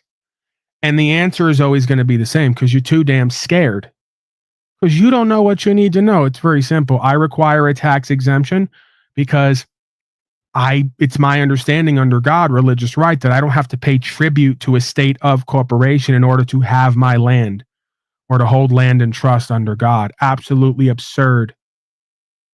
So not only is it absurd, what's even more absurd is you all keep doing it and keep following along and don't even lift a fucking finger to try to find out what's around that corner because you're too damn cowardly and scared. So what fate will befall a whole population of fearful slaves who are not trustworthy and faithful and don't want to do what's in their heart that God put there, what's true, what's right, but sit around complaining all day? Well, taxation, theft. No, it's not. This is why I laugh when folks come into my Telegram and start spouting off this crap they hear from Mark Pacio and all the rest, pacing in circles. That's why he's Pacio. Just looping in circles within the grand loop. getting on every day, screaming and yelling, drinking beer, and telling people how taxation's theft. No, it's not. And I know it's not because I have folks I know who've gotten the required exemptions from the state of, and they will not be paying taxes. What separates them and the rest of folks? You don't believe it. You don't believe it's real. You don't believe it's possible. And you haven't lifted a fucking finger to find out one way or the other. Same reason why we accept less for everything for ourselves in our lives. Because you don't believe in yourself or it. You won't do what's true and what's right to find out. And you keep accepting less for yourselves and each other. So you're going to keep getting what people get who accept less for themselves and each other. Children of the lie and the deception. You will be disempowered. You will be whipped on. You will be beaten. You will be humiliated. That's the game for all of us till you come under God and the truth and surrender and give everything up to be given everything back. You're too scared to lose your pretty and nice things. You're going to lose your pretty and nice things anyway because you're going to have to die at some point. See how that works? We're getting a little philosophical there. You may lose your pretty and nice things while you're still alive because statism, fascism, and legalism. Have you not noticed where we're at? The inflation? Yeah, we've talked about this, right? Like Eighth Rothstein and Casino, we talked about this. So just keep kicking the can down the road, keep denying reality, keep denying what's put in your heart by God, and watch what the fuck comes forth. I would know.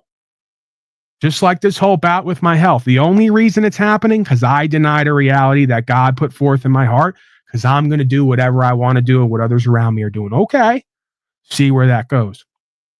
Doesn't mean you can't turn it around. It means expect the test and the challenge, expect the pain and suffering, expect the humiliation ritual to take place. If we will not sacrifice for what's true and what's right, we will become the sacrifice for the lie and the wrongdoing. So get on it. Don't tell me about Ron DeSantis. Don't tell me about the rest of these fake ass pimps. That just tells me you're a hoe. When you start bringing up the fake ass pimps who can't do nothing for you more than you could do for you with God and your countrymen, I already know you're pimped. That's how we got here. How we get out of this is one way, one truth, one life, one way, honoring that force and the truth that it's put within you, doing the next right thing, surrendering the rest, and see what comes back. That's true faith. If you won't live that way, you're not going to get anything. They're just going to scam you a different way. And let's be clear. Like I started this, I'll end this non-rant that I've done many times before, I'm sure in a different way. Well,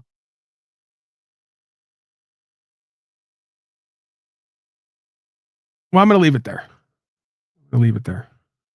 Banana says respect. He's 100% golden gooner. I don't know what that means. Got a bit distracted there for a second. You could say it is theft, so you're not listening, right? This is the irony of you calling yourself here I am and not listening. So you could say it's theft until you find out it's optional and opt out. Okay, I misread that. Right. So that's the point. So many times I got used to, so many times folks will say to me, you think it's optional till you opt out and see what happens to you. Right? That's their logic. Logic, non-logic, fear-based projection. Just like they do with me and others at court. Paulie, how are you going to go to court, not get an attorney, and say that code and policy doesn't apply to you and walk out? I don't know. I've done it over and over again, though. So now what? Like, at what point does it go, hey, I've done the work on the ground. I've done the hard part by going past the fear in faith and prove the concept. Now, can you take the ball and run with it?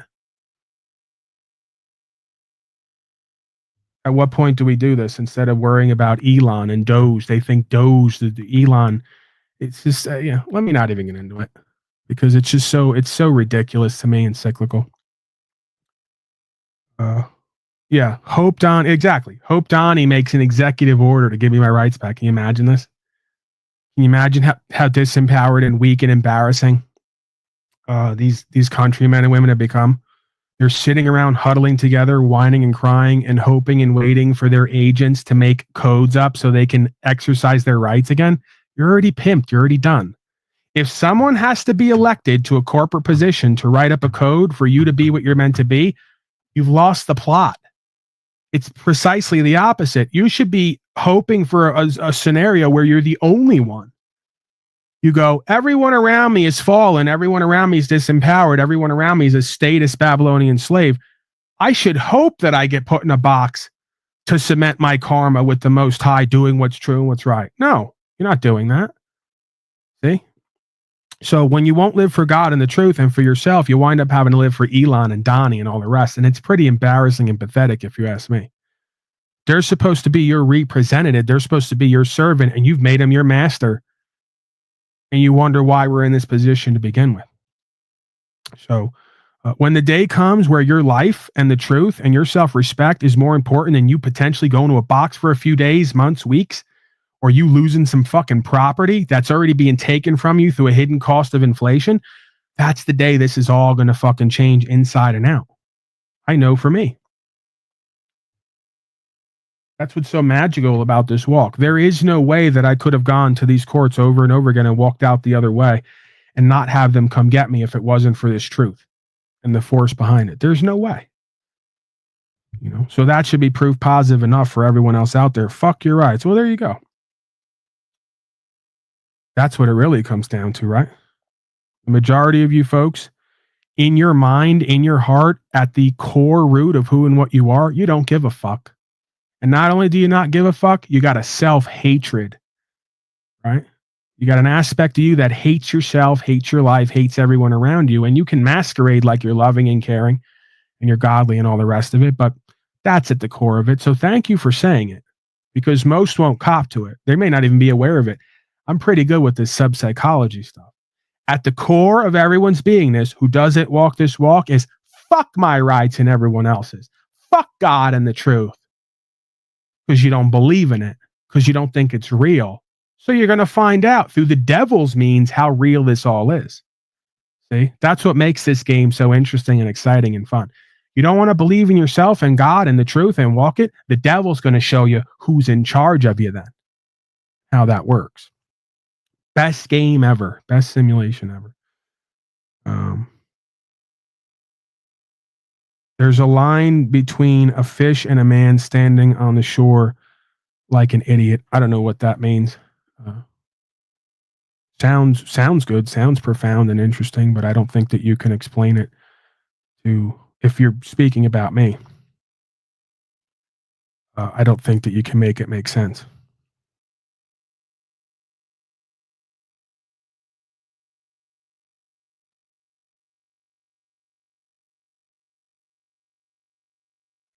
Educating the slaves got Socrates exiled.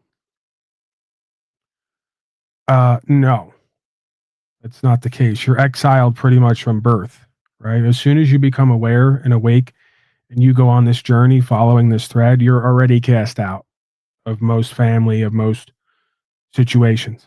You'll find that out in life, right? Any job you go to, any family you're a part of that isn't awake and aware and part of this journey will exile you, will cast you out, will see you as one of them. Oh, he's one of them. That's the way it's supposed to be.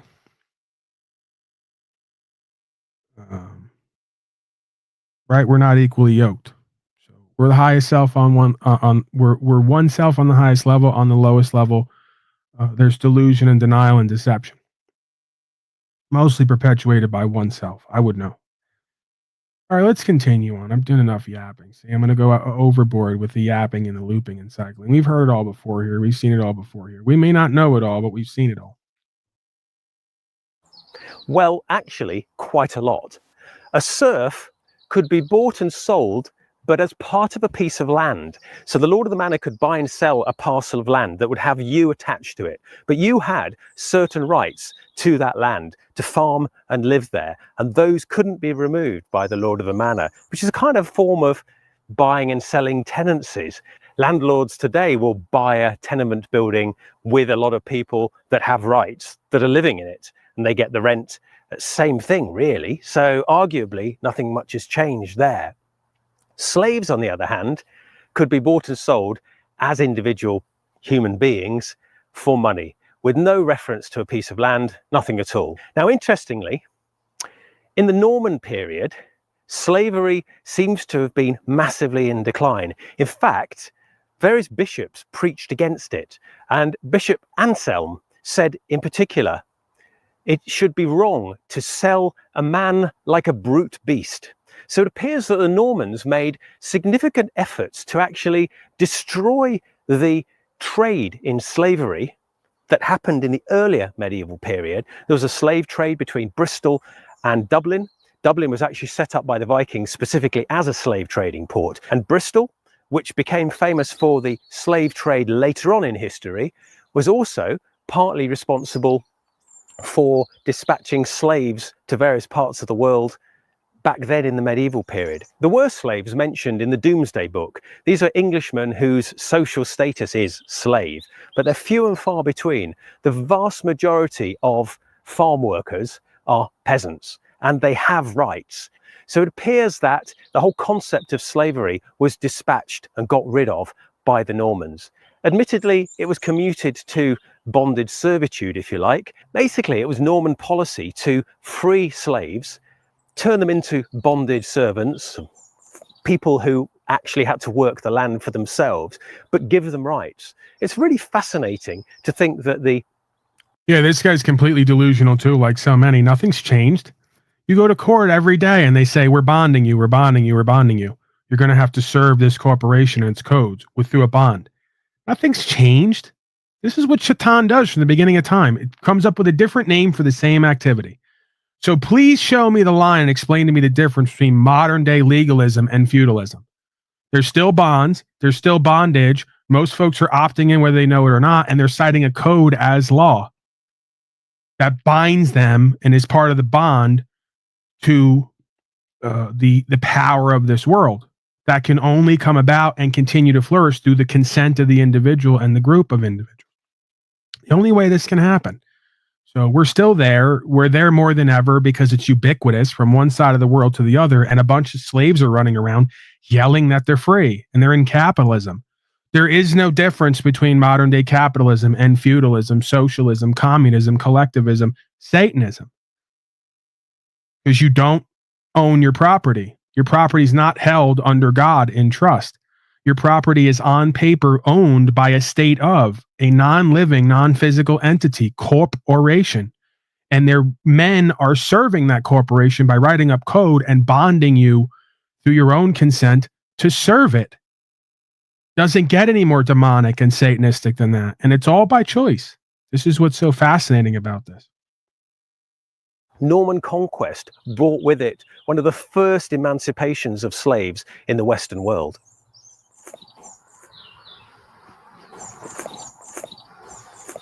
A lord was not allowed to kill or maim his serf. He would get into trouble for that, but he was allowed to tax him in lots of different ways. So, for example, when a serf died, the lord got to choose his best animal as a death duty. We still have death duties today in much of the Western world. He could tax him if he wanted to get married and perhaps partly control who he married and where he was going to live afterwards.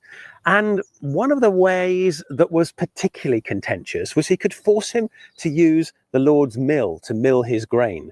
Now, it's perfectly possible if you're a peasant to mill grain at home, but the lord could force you to mill the grain at his miller's mill. And the miller would often be a bit corrupt, would charge you 10%, and it would also charge you much more money than it would have cost you to do it yourself.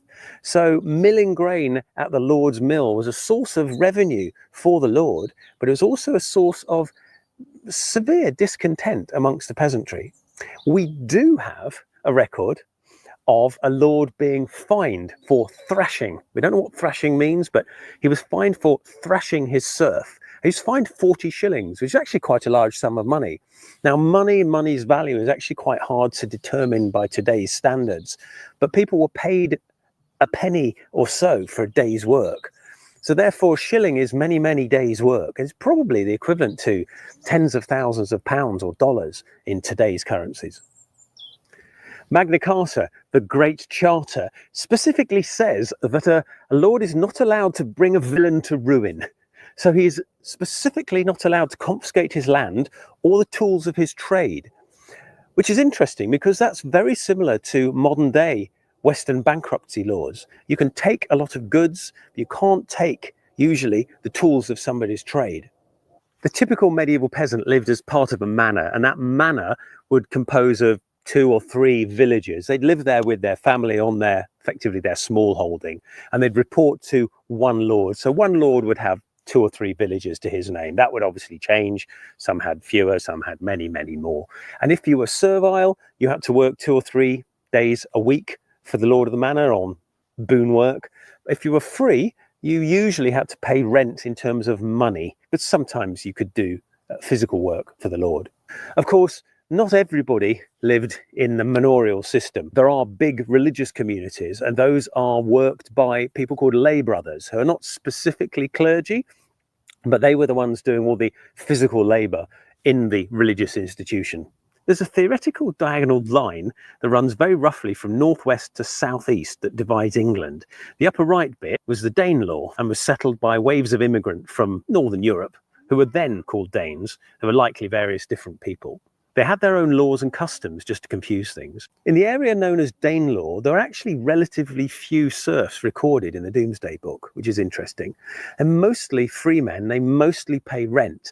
And in some areas, particularly in Northumberland, for example, in the very north of England, there was a curious thing about thanes and drengs, and they actually paid tax based on the number of horned beasts they kept, which is a complete hangover from the very earliest days of the medieval period. All right, I'm going to leave it there for now because I think it's pretty obvious that the more we change, the more we stay the same. The majority of folks are living on land with a house they're paying taxes on, governed by code because they've registered their body, or their parents have. They've registered their children as property of the state of.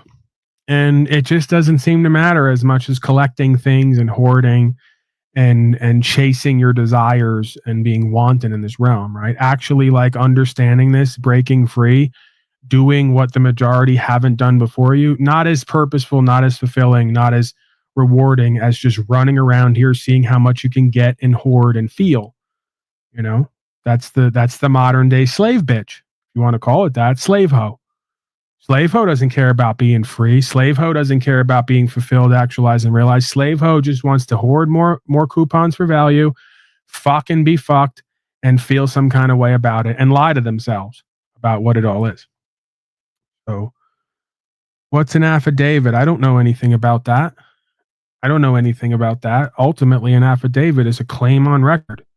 You're using their words and terms. I've used the term here before because they use it. It's a claim on record. The affidavit, unrebutted, stands true. It means someone's made a claim and it can't be rebutted. Like, this is my child. It comes through me from God, and no man or woman can stick code onto it or regulate it. Bam, affidavit, just like that. Why call it that? Because you want to sound like one of these legal beagles? Doesn't serve you. Works against you. The whole point is leaving the society and being outside of it and looking back on it and realizing the judgment that's coming for it. That's the point of what we're doing here. Come out of her, my people, the Christed being in Scripture said, and they haven't figured it out yet. Majority. So affidavit is just the legal society's way of saying some man somewhere made a claim that, if it's not rebutted, stands true. And guess what? Nobody in an agent capacity can rebut a claim of a man. There's the trick. Oh, the IRS sent me a letter. Who's that? Are they going to come forth in court? Does the man who signed the paper going to come forth in court, testify and bear witness? They're going to come get you and arrest you and bring you to court. And then we're going to have some fun because I'm going to put it on record how the law works. So till you bring a man or woman forward who can make a claim and swear to it, nobody contacted you. Nobody reached out to you. Someone signed a paper to represent a corporation to stick a liability on you because you've signed a paper to represent a corporation. Sorry. So there's one way into this. The claim you originally made, calling yourself a citizen and part of a corporation and binding yourself to policy and code and legal obligations, duties and obligations. And there's one way out, by rebutting and rebuking all those duties and obligations because they're not yours.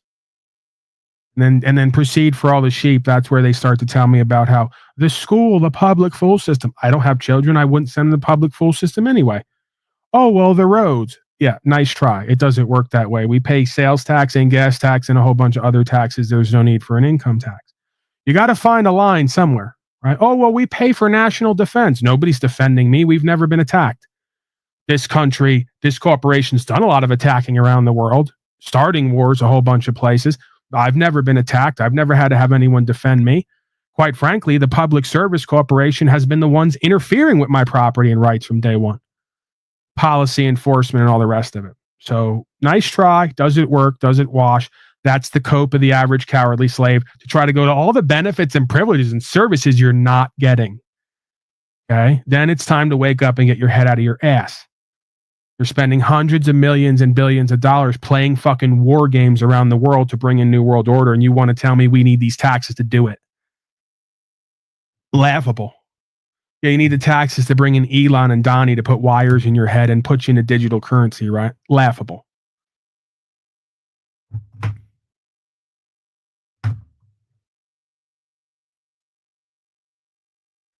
Do you know the 12 presumptions of law? I guess you're going to enlighten me. Do I need to know any of that to know who and what I am and what I'm not? Seems that this is very simple. It's almost too simple. It's scary. You're going to tell me 12 presumptions of law that some guy sat around and made up and then passed down and everyone kept repeating. I don't give a fuck about any of that. I'm sure once you start speaking it, I'm going to know what you're talking about because I've heard it all at this point, read it all, seen it all. What do I need to know that for? What do I care about presumptions made by other men and women that you call law that can easily be rebutted by my statements on record? People could presume and assume all day long.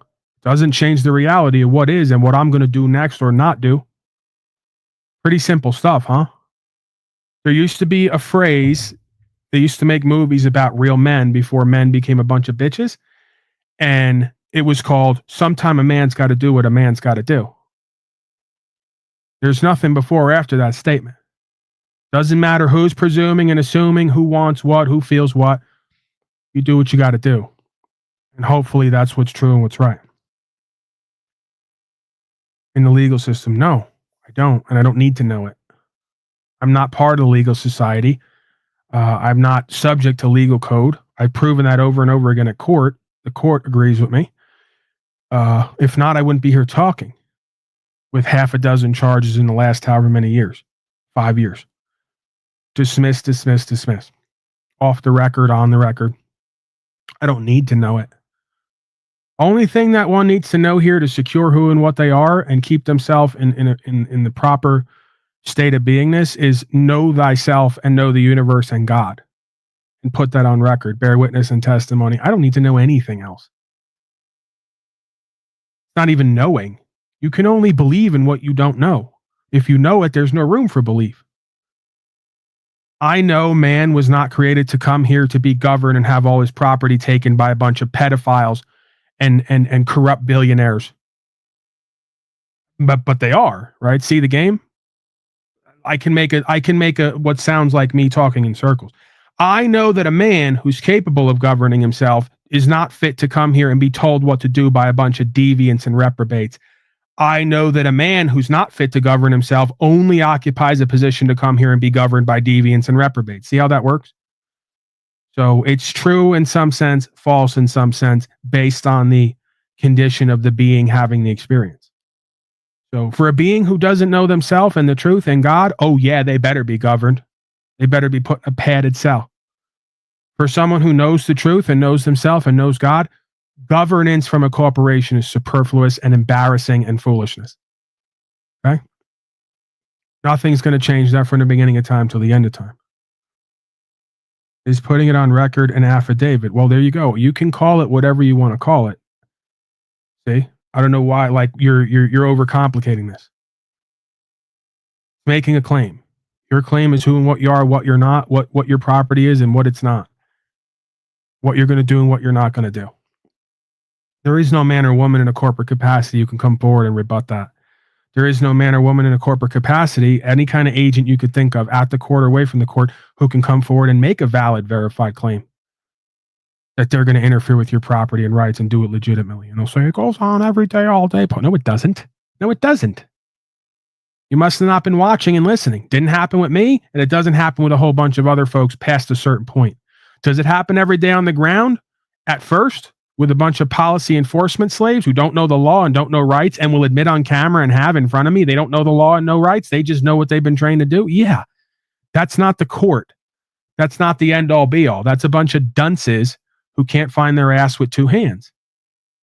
So we need to make the distinction between cops on the ground who've been mistrained and been allowed to continue doing what they're doing because you folks won't stand on a claim and exert your rights. Right, you won't access and employ your rights and use your freedom, and then sue them at court so they can be taught a lesson of what they're going to do and not do. Many folks have, and they are, and they're making progress. See, that's the only thing that's going to get these politicians to write up new codes and to get them to observe the law is realizing it's a losing battle for them. The more they have each and every man and woman across this nation not complying and suing them when they interfere is the quickest they're going to say, leave them alone, because they're costing us money, right? Once it starts costing them time, energy, attention, and money to deal with all the people who are standing on rights and will not cave is the day that this all goes away. And it's already in flux. It's already happening. We're seeing that. Right? It's the reason they're now saying, well, maybe we'll do away with the conversations on the table. Because so many of us have said, well, now you got to kill us or put us in a box in order to get it done. And we know that you can't legally do that or lawfully do that. I'm sure it goes on all day, every day, but you can't legitimize it. So,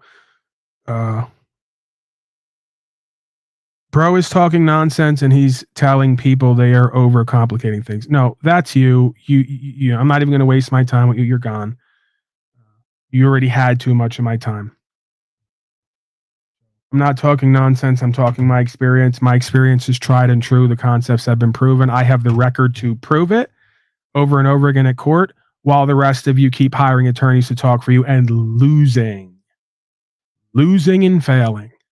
Okay, so that's you. Stick to calling yourself out for who and what you are. Stop projecting it onto me. It's boring and old at this point. You folks are demonic. You just want to try to demean and devalue who and what I am in this walk and this experience, and it's never going to happen. You only have the power that I give you, and then I take it away just like that. Now you got to go create another alternate account to come back and try to deceive, live in denial, and attempt to disempower while being disempowered. Okay? So nothing that's said here or put forth here is going to change the record. That's proven over and over again by myself and others around me. You can't say or do anything that's going to change that. And that's what's so beautiful about this experience. I can say and do whatever I want past a certain point, and none of that's going to change the record and the experience that's already been cemented. Okay? And let's not make a mistake here. It's life-changing. Once you realize that we have the power and that we're united with something beyond what we can see, and that it leads, guides, protects, and reveals, and that when you go to court, they know that that thing exists and they will give it safe passage because they can't outrank it, that's when your life changes. That's when you become a man or woman of God in true faith. If you ain't got that, you ain't got nothing, and everything I'm saying and doing is going to seem like malarkey, hogwash, poppycock, and boulder dash. And that's exactly the way it's supposed to be. We're now transported right back. Doesn't mean I'm perfect by any means. The Christ of being in Scripture was not perfect. He was a hypocrite in his own right. That's proven by what he said versus what he did. I don't have to be perfect. I only have to be the realist and the most faithful and aligned with truth. And that's enough of a test and a challenge on its own. Nobody cares, dude. No, that's you. You don't care because you don't care about yourself. You don't care about your family and your progeny. You don't care about your property and God or anything that matters and relates to who and what I am. That's you. Take it with your buddies and all the other folks like you. Stop projecting onto me and this core audience that nobody cares. You don't care. Speak it properly, sir, in the chat, who's been another person been banned. Just say it for what it really is, and we would never have a problem. Just say, I don't care. I'm a loser failure. I'm a weak ass bitch. I'm unfulfilled. I'm unwilling. I'm a fucking coward. You won't hear nothing out of me at that point. Stop projecting that that's everybody and everything. No, it's just you and those like you. Okay? So I don't follow this dude religiously, but it seems like he's always fighting some evil establishment goons. Is this real or just delusions of persecutions? Well, you and others would like it to be delusions of persecutions You would also like to reshape the narrative. I've never said that I'm fighting evil forces. If I am fighting evil forces, most of it resides within me. How's that for a plot twist? You can't talk about the devil out there without talking about the devil in here. So if I am being tested and challenged and I am having to go past, as you call fighting, most of it is what I'm choosing to do and be and not choosing to do and be, right? I cause myself, like most of us, I believe, most of our problems, right? Most of our issues in life are caused by us, whether we like to accept that or not. So I never said that people are constantly persecuting me and coming after me. Quite the opposite. I've said my story's been that there's been a handful of folks who've interfered with my property and rights, and every time we go to court, I'm getting a reprieve. I'm having the truth revealed. I'm walking a walk that potentially could change our whole future of this land and this country and making it great again, as you all like to talk about while you vote for people who are playing you and deceiving you. So again, even that is a self perpetuating prophecy of, I'm too fearful, I don't have enough, I don't know enough to stand on something and put it on record. That's the devil you're going past, is within you most of the times, just like it's within me. So don't try to reshape the narrative. I'm not sitting here peeking out my windows, acting like people are coming for me. And on some level, when I was, or when I had that in my consciousness, they showed me that wasn't the case. I was just locked up 6 months ago. When they put me in there, thought that they were going to pull up warrants from the last place. I didn't show up at court. They said, there's nothing. You don't have any warrants. All gone. Tabla rose, clean slate. Right? So that's not been my walk. Even if it has been my walk, I've been shown different by these folks, that they're not out to get me. If they were out to get me, they'd have got me already. Let's be clear. If they were persecuting me and wanting to prosecute me beyond a certain point, you wouldn't be listening to me or watching me right now. It's been quite the opposite. So the devil, or the dark side of the force, or Shaitan, or the Saturnalian cult that you like to call court, has only shown me over and over again, when I do what's true and what's right, and I'm not causing loss, injury, and harm, and they have no contract with me, I can walk. I don't have to do anything for them or with them. Quite to my own surprise, might I say. Because, for the longest time, I thought, it's only a matter of time before they get tired of my shit, or whether I'm right or wrong or not. Whether I'm right or not, they're going to potentially force more obligations and duties onto me. I've surprised myself. This walk has surprised me, and I'm the one taking it. Because I thought for sure at one point they were going to persecute me and prosecute me beyond a certain point, and that hasn't happened yet. So the story that I have to tell, beyond even what it feels like or what it seemed like at one point, is that they're not out to get you. What they are is they're out to test you and challenge you to see who and what you are and what's on record. See who and what you serve. And I'm thankful and grateful for that. If it takes the devil in the courts to really test me and who and what I am and what I serve so I can find out and then adjust the program if necessary, that's a gift wrapped in a curse, right? There is no other way to test a man's loyalty to the truth or service to God or his country and fellow man and woman, if not to be brought in on charges and be put before the tribunal and said, hey, we're going to put you in a box for 4 years. What say you? Now it's your time to shine. And if you can't stand true on those values and those principles in the face of some time, you ain't really about it. And you don't deserve, the word is deserve, of service. You don't deserve the freedom that you have and that you've been given by God, because you serve the devil. You serve fear. You're not faithful. You're not honorable. You can't be trusted. See, this is all a cosmic program to test and challenge each one of us on who and what we are, where we're at, and what we serve. I'm thankful and grateful for it. I'm not a victim. And because I'm not a victim, and I don't play victim, and I don't project or reject, I'm given safe passage, because the devil sees me for who and what I am, which is a child of God. Far from perfect, but working on perfecting myself and my understanding. If I wasn't that, or didn't have that in me on some level, it wouldn't have done that. I'd be in a box right now doing the 4 years over and over again. Go ask DeCastro when they gave him a 180, because he wanted to call himself a legal, lawful scholar and sell products to claim that and give it all away and deceive himself and everyone else. Oh, they 180'd his ass like that. There's only one truth here. It's not that I'm so nice, kind, and polite. It's not that I'm such a great speaker and so good looking. It's not that I have such a big dong or any of that. It simply comes down to what I'm willing to do and not do, who and what I'm serving and what I'm not serving. And when I'm shown something different, I course correct even if it takes me a while. Right? So because I do the will as it's perceived to me, I'm given safe passage. If I do my will, then I'm tested and challenged.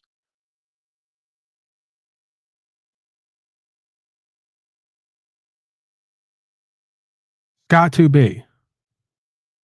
Good to see Scott 2B. Seems to be somewhat reconciled from our past interactions. That's good to see. All right. I'm going to go Trump supporters because we're going to get a good look at, like always, the delusion, the self-deception, the denial, the disempowerment, masquerading as something other than what it actually is. Because, you know, it's always a bit entertaining and interesting to do the case study, right, and see how it applies to all of us, because all criticism is self-criticism on some level.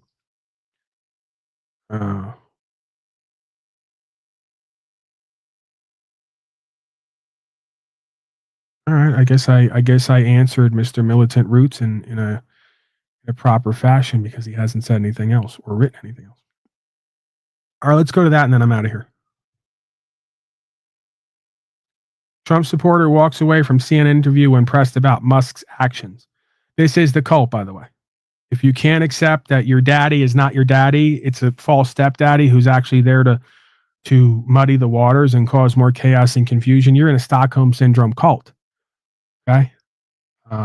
Because just a mere viewing of these people and how they act and how they speak and how they show up for themselves and others and what they're into should tell you, if you have any kind of discernment, put the discernment goggles on. If you have any kind of discernment, just looking at these people and what they're into and who they're around and what they serve and what their like motivations are tells you who and what they are, what their heart is, what they serve.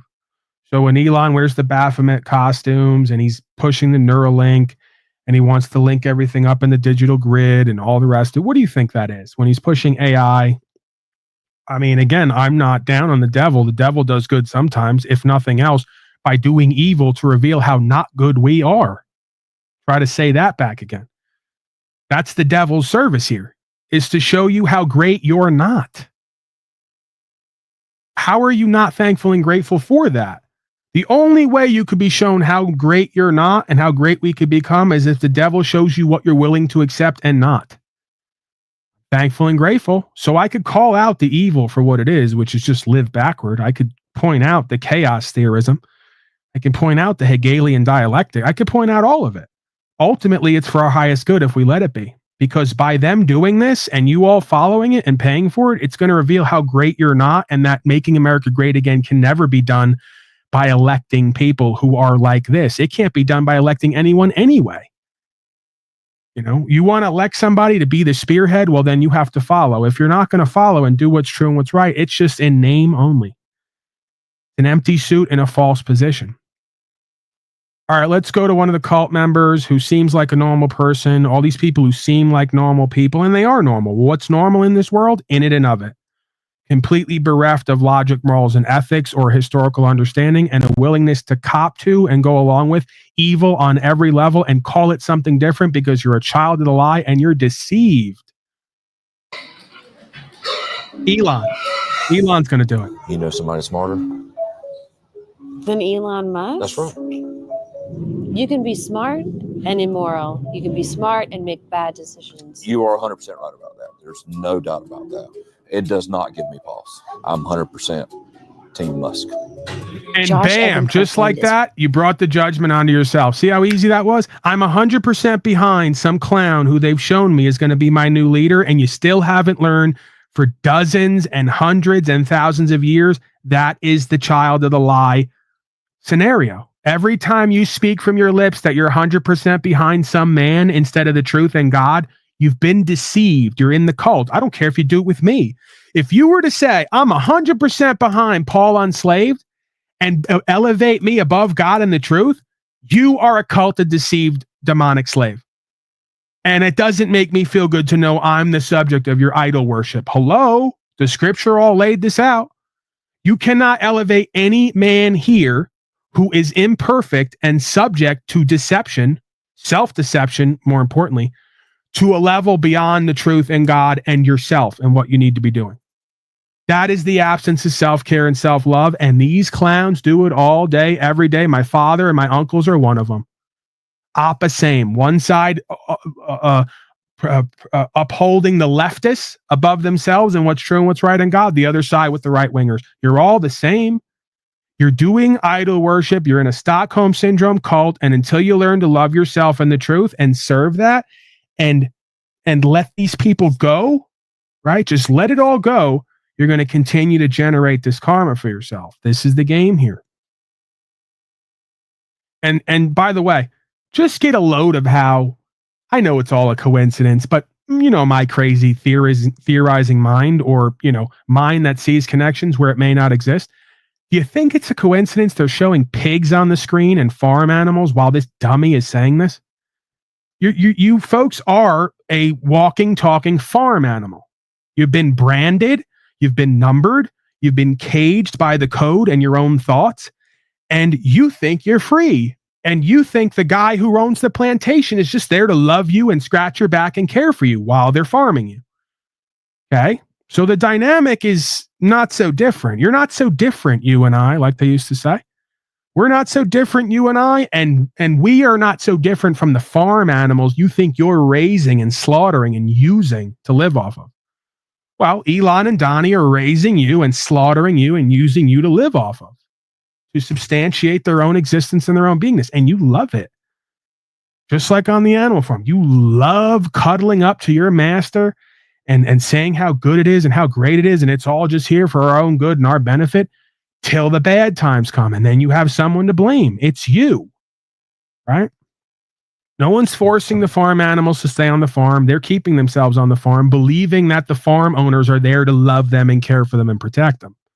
They are. They're there to love you like Lewis loves you and cares you and protects you so he can eat you. This isn't that difficult, okay? It's one of the people we spoke to at a hog show in Nahunta, Georgia. We first came to Brantley County right before the election because it was the most pro-Trump county in a swing state in 2020. People had had a strong emotional connection to President Trump, and they thought Trump was for them instead of the elites.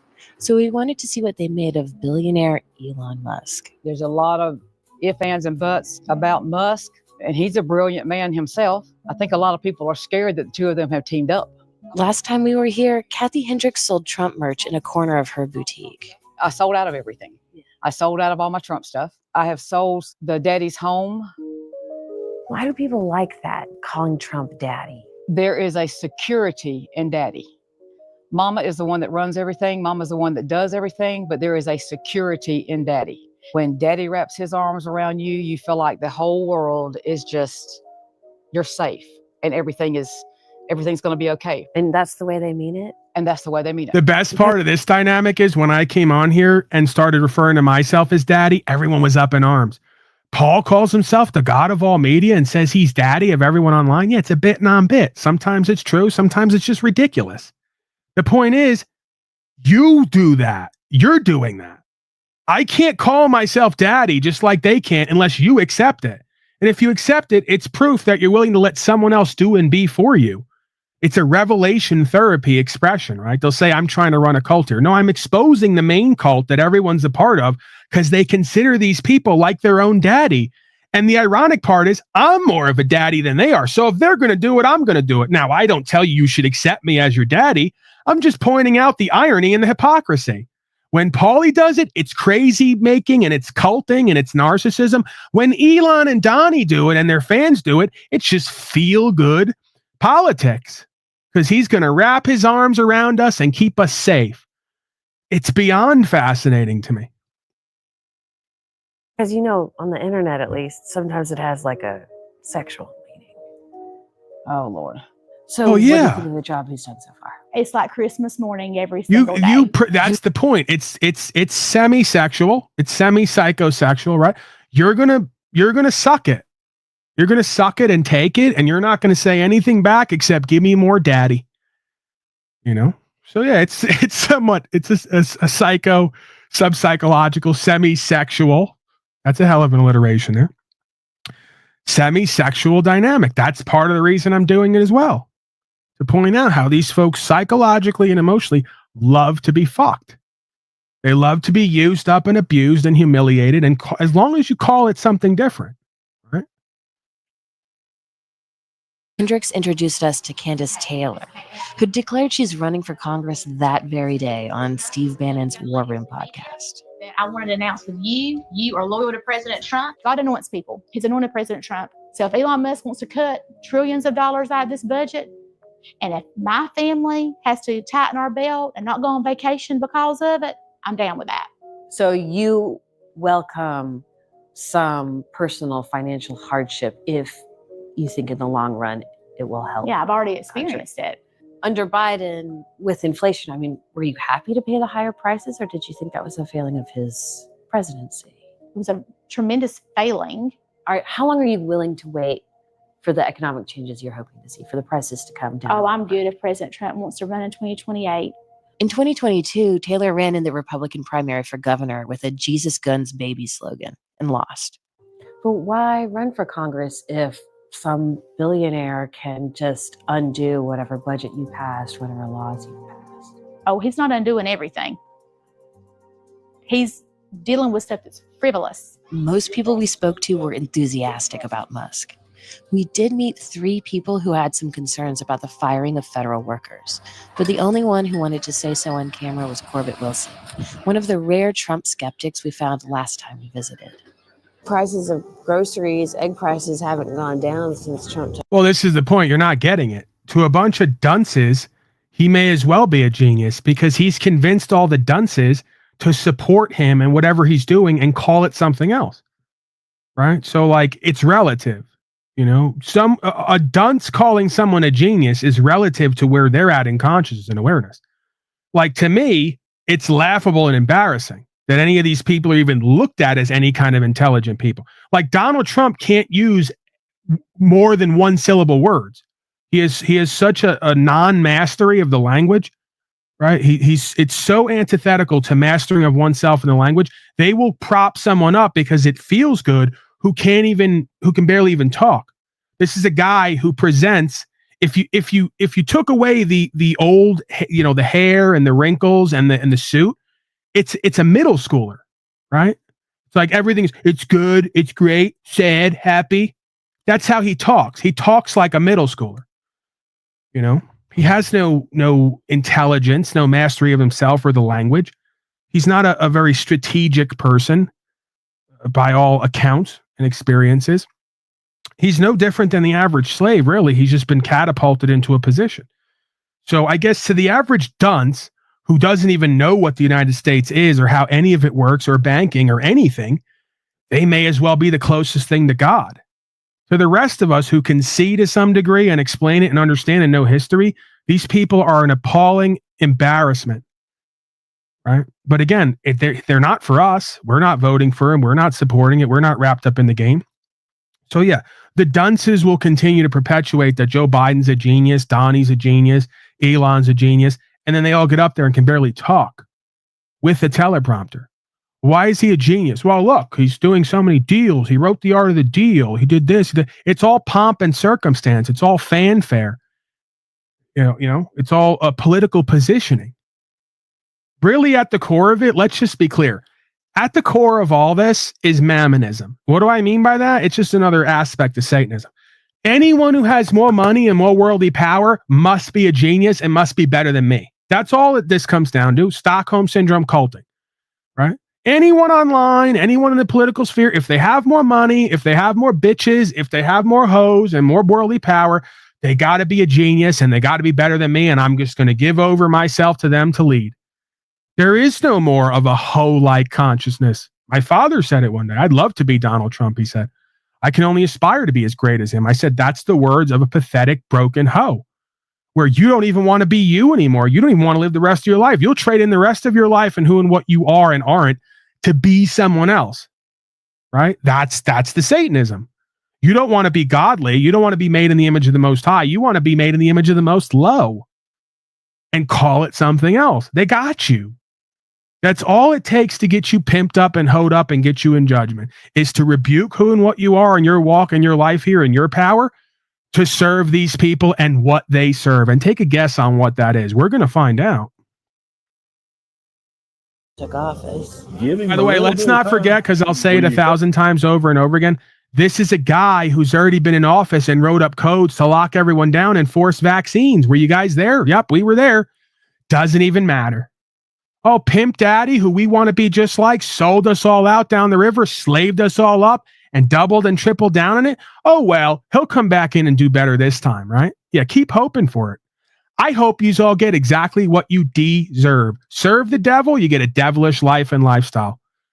That's it. Even if it affects me, I'm down for the cause and what God has for a revelation for all of us.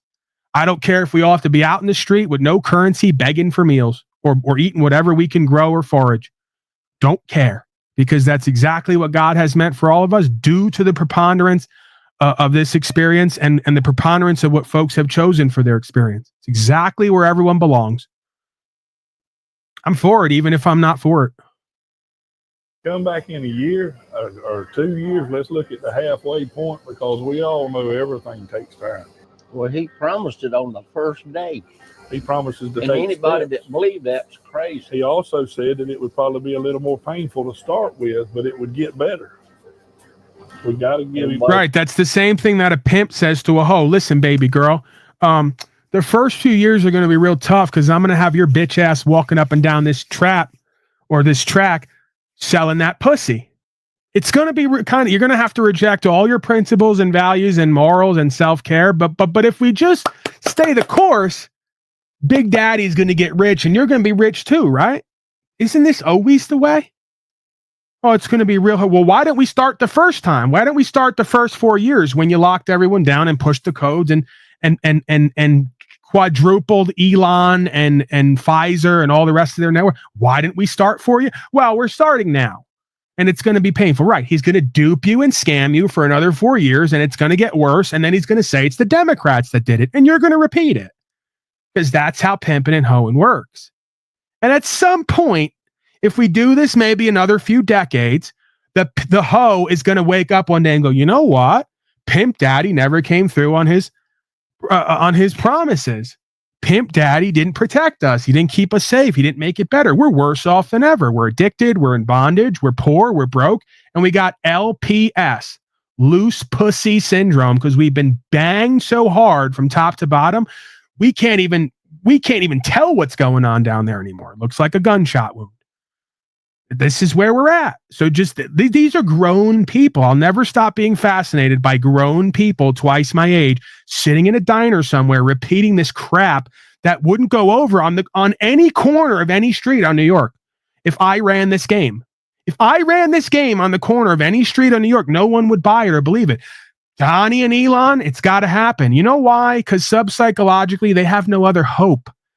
They don't believe in God. They have no knowledge of self. There's nothing they think they can do about it. So may as well just throw in again. Just like a broken hoe. What? Go date the guy across town who actually has a business, who will put us in position to make money and live a good life and not be a disempowered, broken, pimped on hoe? I can't do that. They're so broken down in their self-worth and self-esteem, they can't choose a better option for themselves and each other. They can only choose to get pimped on. This is why I say, when it comes to the rules of pimping, there's nothing you can do for these people except pimp on them. That's what the pimps used to say. When you meet a hoe, you pimp on them. You don't try to convince them to stop hoeing. That just annoys the hoe and drives them away, right? There's no point trying to tell them, stop hoeing. They're going to laugh at you and go about their day, right? So literally, I support exactly what's meant to be. When you see a hoe, just fucking pimp on them. Because there really is no point wasting your time and upsetting the hoe trying to convince them to live a good life, right? When they're ready, they will. Until then, you're the fool. We got some hoeing to do over here, right? They even take pride in it. I'm a good hoe. I fuck all day and all night to give that paper to daddy so he can aggrandize himself and leave a legacy. Yeah, I know. We know how it works. Waiting on that. You're talking about contractors. Elon's a contractor too. Who looks into him? There needs to be somebody. Nobody questions his bills. Do you trust Elon Musk? Absolutely. He's a government contractor. He's got business interests, whether in defense, internet, that kind of thing. He's also admitted to drug use. smoked pot on Joe Rogan's show. Do you trust him as like a stable, rational, and reasonable person to be doing this job? Yes. Hey, he's a Republican. You ain't gonna talk him out of that. There's potheads all over this country. Y'all sitting here trying to bash one man for what, 99% of this country, Republican or Democrat. Corbett, this whole dadgum town smokes pot. You're part of the Democrat Party in my book. The conversation devolved. The man in the chat says that's what Jesus would do, huh? That's exactly what Jesus did. You must have not have read the whole story. When he had reprobate swine scum come before him who would not turn from their wicked ways, he said, "Go away from me, I never knew you." I'm not saying I'm going to pimp on him. I'm saying that "go away from me, I never knew you" is the same thing I'm going to tell these folks so they can go get pimped on, right? It starts with "come out of her, my people." If you don't want to come out of her, my people, and you want to go deeper in, well, then have at it like the prodigal son. Go experience more, get pimped on more. Maybe you'll return back to source. Jesus wasn't a Captain Save-A-Ho. Jesus wasn't chasing folks around to try to save them from themselves. Jesus was open to doing ministry and fellowship with those who were open to receiving God and the truth. Those who are not, he said, "We are not equally yoked. Go away from me. I never knew you." To be pimped on. So yes, that's exactly what Jesus would do and did. Quickly. We had not anticipated the emotional connection Minnie already felt with Musk. This He is did over it on with. TV. He sat on TV and smoked pot. Yes, do you want me to pull up the video? I'm saying it don't matter. Let me pull up the But that video makes him for you. unqualified to do a job. Well, I'm just saying, does it? Yeah, I mean, Does the she's question coming in Thank you, Mr. Grifter, for your contribution, sir, before I forget.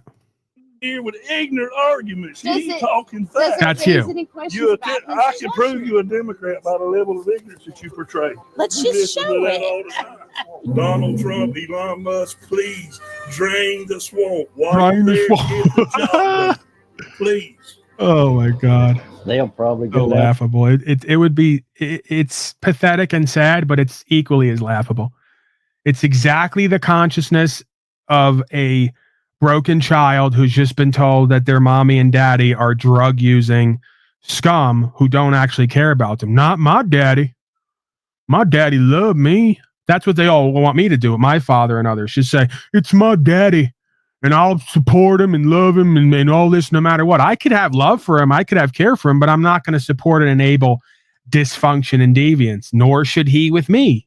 That's fellowship. That's ministry. So it ain't about him smoking pot.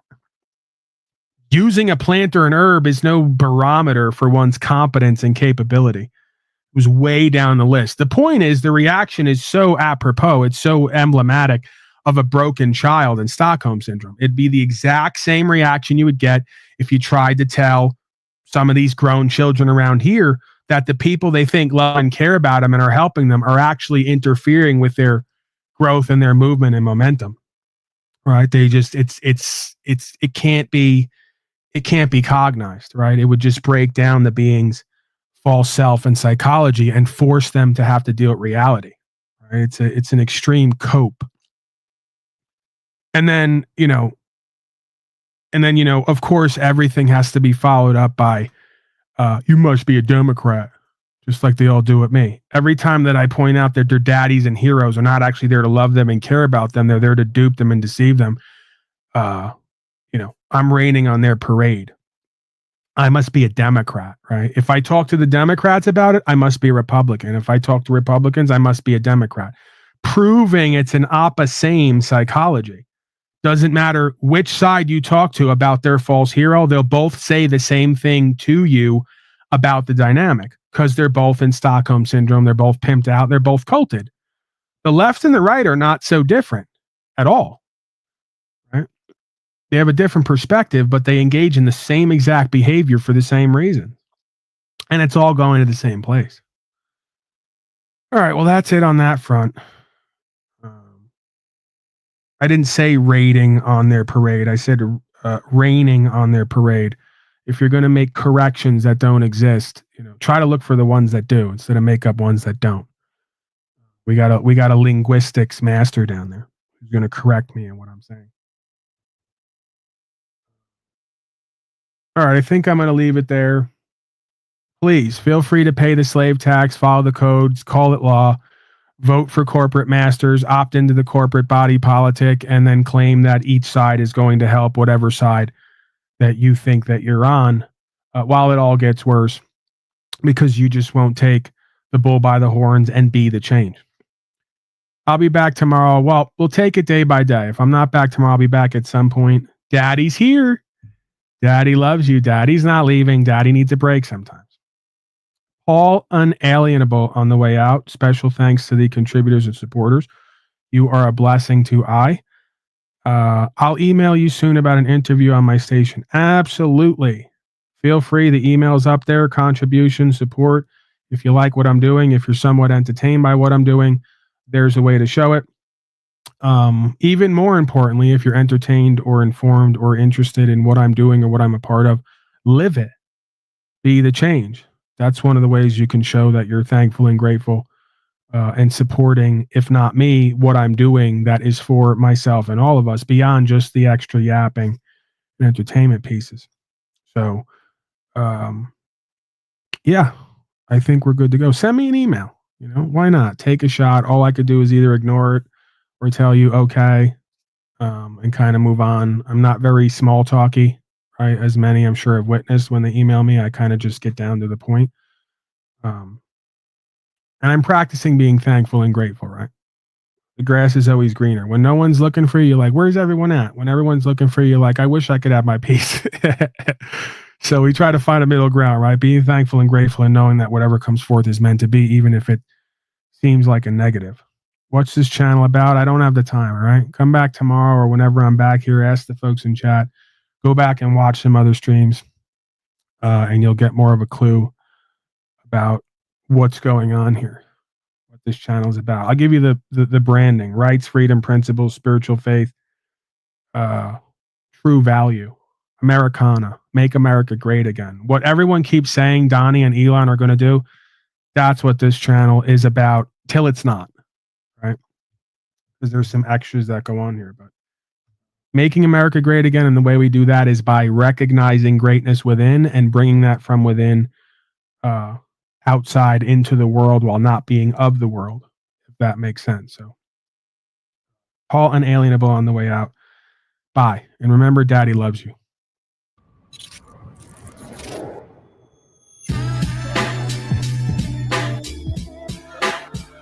These folks run in the opposite direction from me or get completely freaked out and triggered, and then try to project onto me because they know I can see. I always knew. I just had to get it on record for everybody else. You don't think I can look at these people and see them move? Come on now. There's no escaping even what we are and what we know about ourselves, what we think other people know or don't know about us. I can see the move. I'm pretty astute, pretty intuitive. I know me. I know life. You will come here regularly, get entertained by me. I will change your life in some way with this perspective. And we have an asylum around back for those who can't get it together. I knew what I was going to meet and face. I knew what I was going to potentially have to give up to get back, like the scripture outlines. And I'm doing it for the right reasons, because I really do believe in this understanding and these synchronicities and these co-creative connections and gaining an understanding through experience that changes one's life and trajectory. For me, that's like all that we have here. That's all I have here. You know, the rest is extras. The art of living, it's the spiritual faith, it's the principles and values. The rest is extras. You're going to get the real here, you're going to get the truth here, you're going to get inspiration and empowerment to do the next right thing, or you ain't going to be here for long. And I like it that way. I'm tightening my shit up. You know, I got people in my life who I respect, who respect me, who we have a valuable, empowering thing going on, and we're going to take it to the next level. It's all that and more. It's God. You really want to get down to it? You want to get down to the experience? Because I'm talking about an experience. I'm not talking about some guy in the sky. You can call that arrogant. You can call that prideful and all the rest. But no, I recognize my position. I'm not a man of the majority of these people at this point, based on how I'm living, what I'm doing, and what I'm not doing. I'm a man for the people. I'm a man that these slaves can look to, like Maximus in the arena, and say, you know what, Paulie Boy's onto something there. We feel in us what we see in him. We know we're one and the same. We're going to do something different about our life. That's all this is. So it's just kind of confusing to me. All the folks with all the money, the big money, you know, the big condos and houses. The ones who like to plan all the trips and fly on the planes and have all the extras, why they don't focus on the main thing. So one does not sublimate or substitute the other. 2025 saying is money can't unlame you, money can't unslave you. Okay? And I don't think anybody can deny that. I just freed you up, man. Go live that empowering, inspiring life that you love so much. Don't let me hold you back. You can't treat him like any of the other niggas around here because he ain't like any of the other niggas around here. You got it?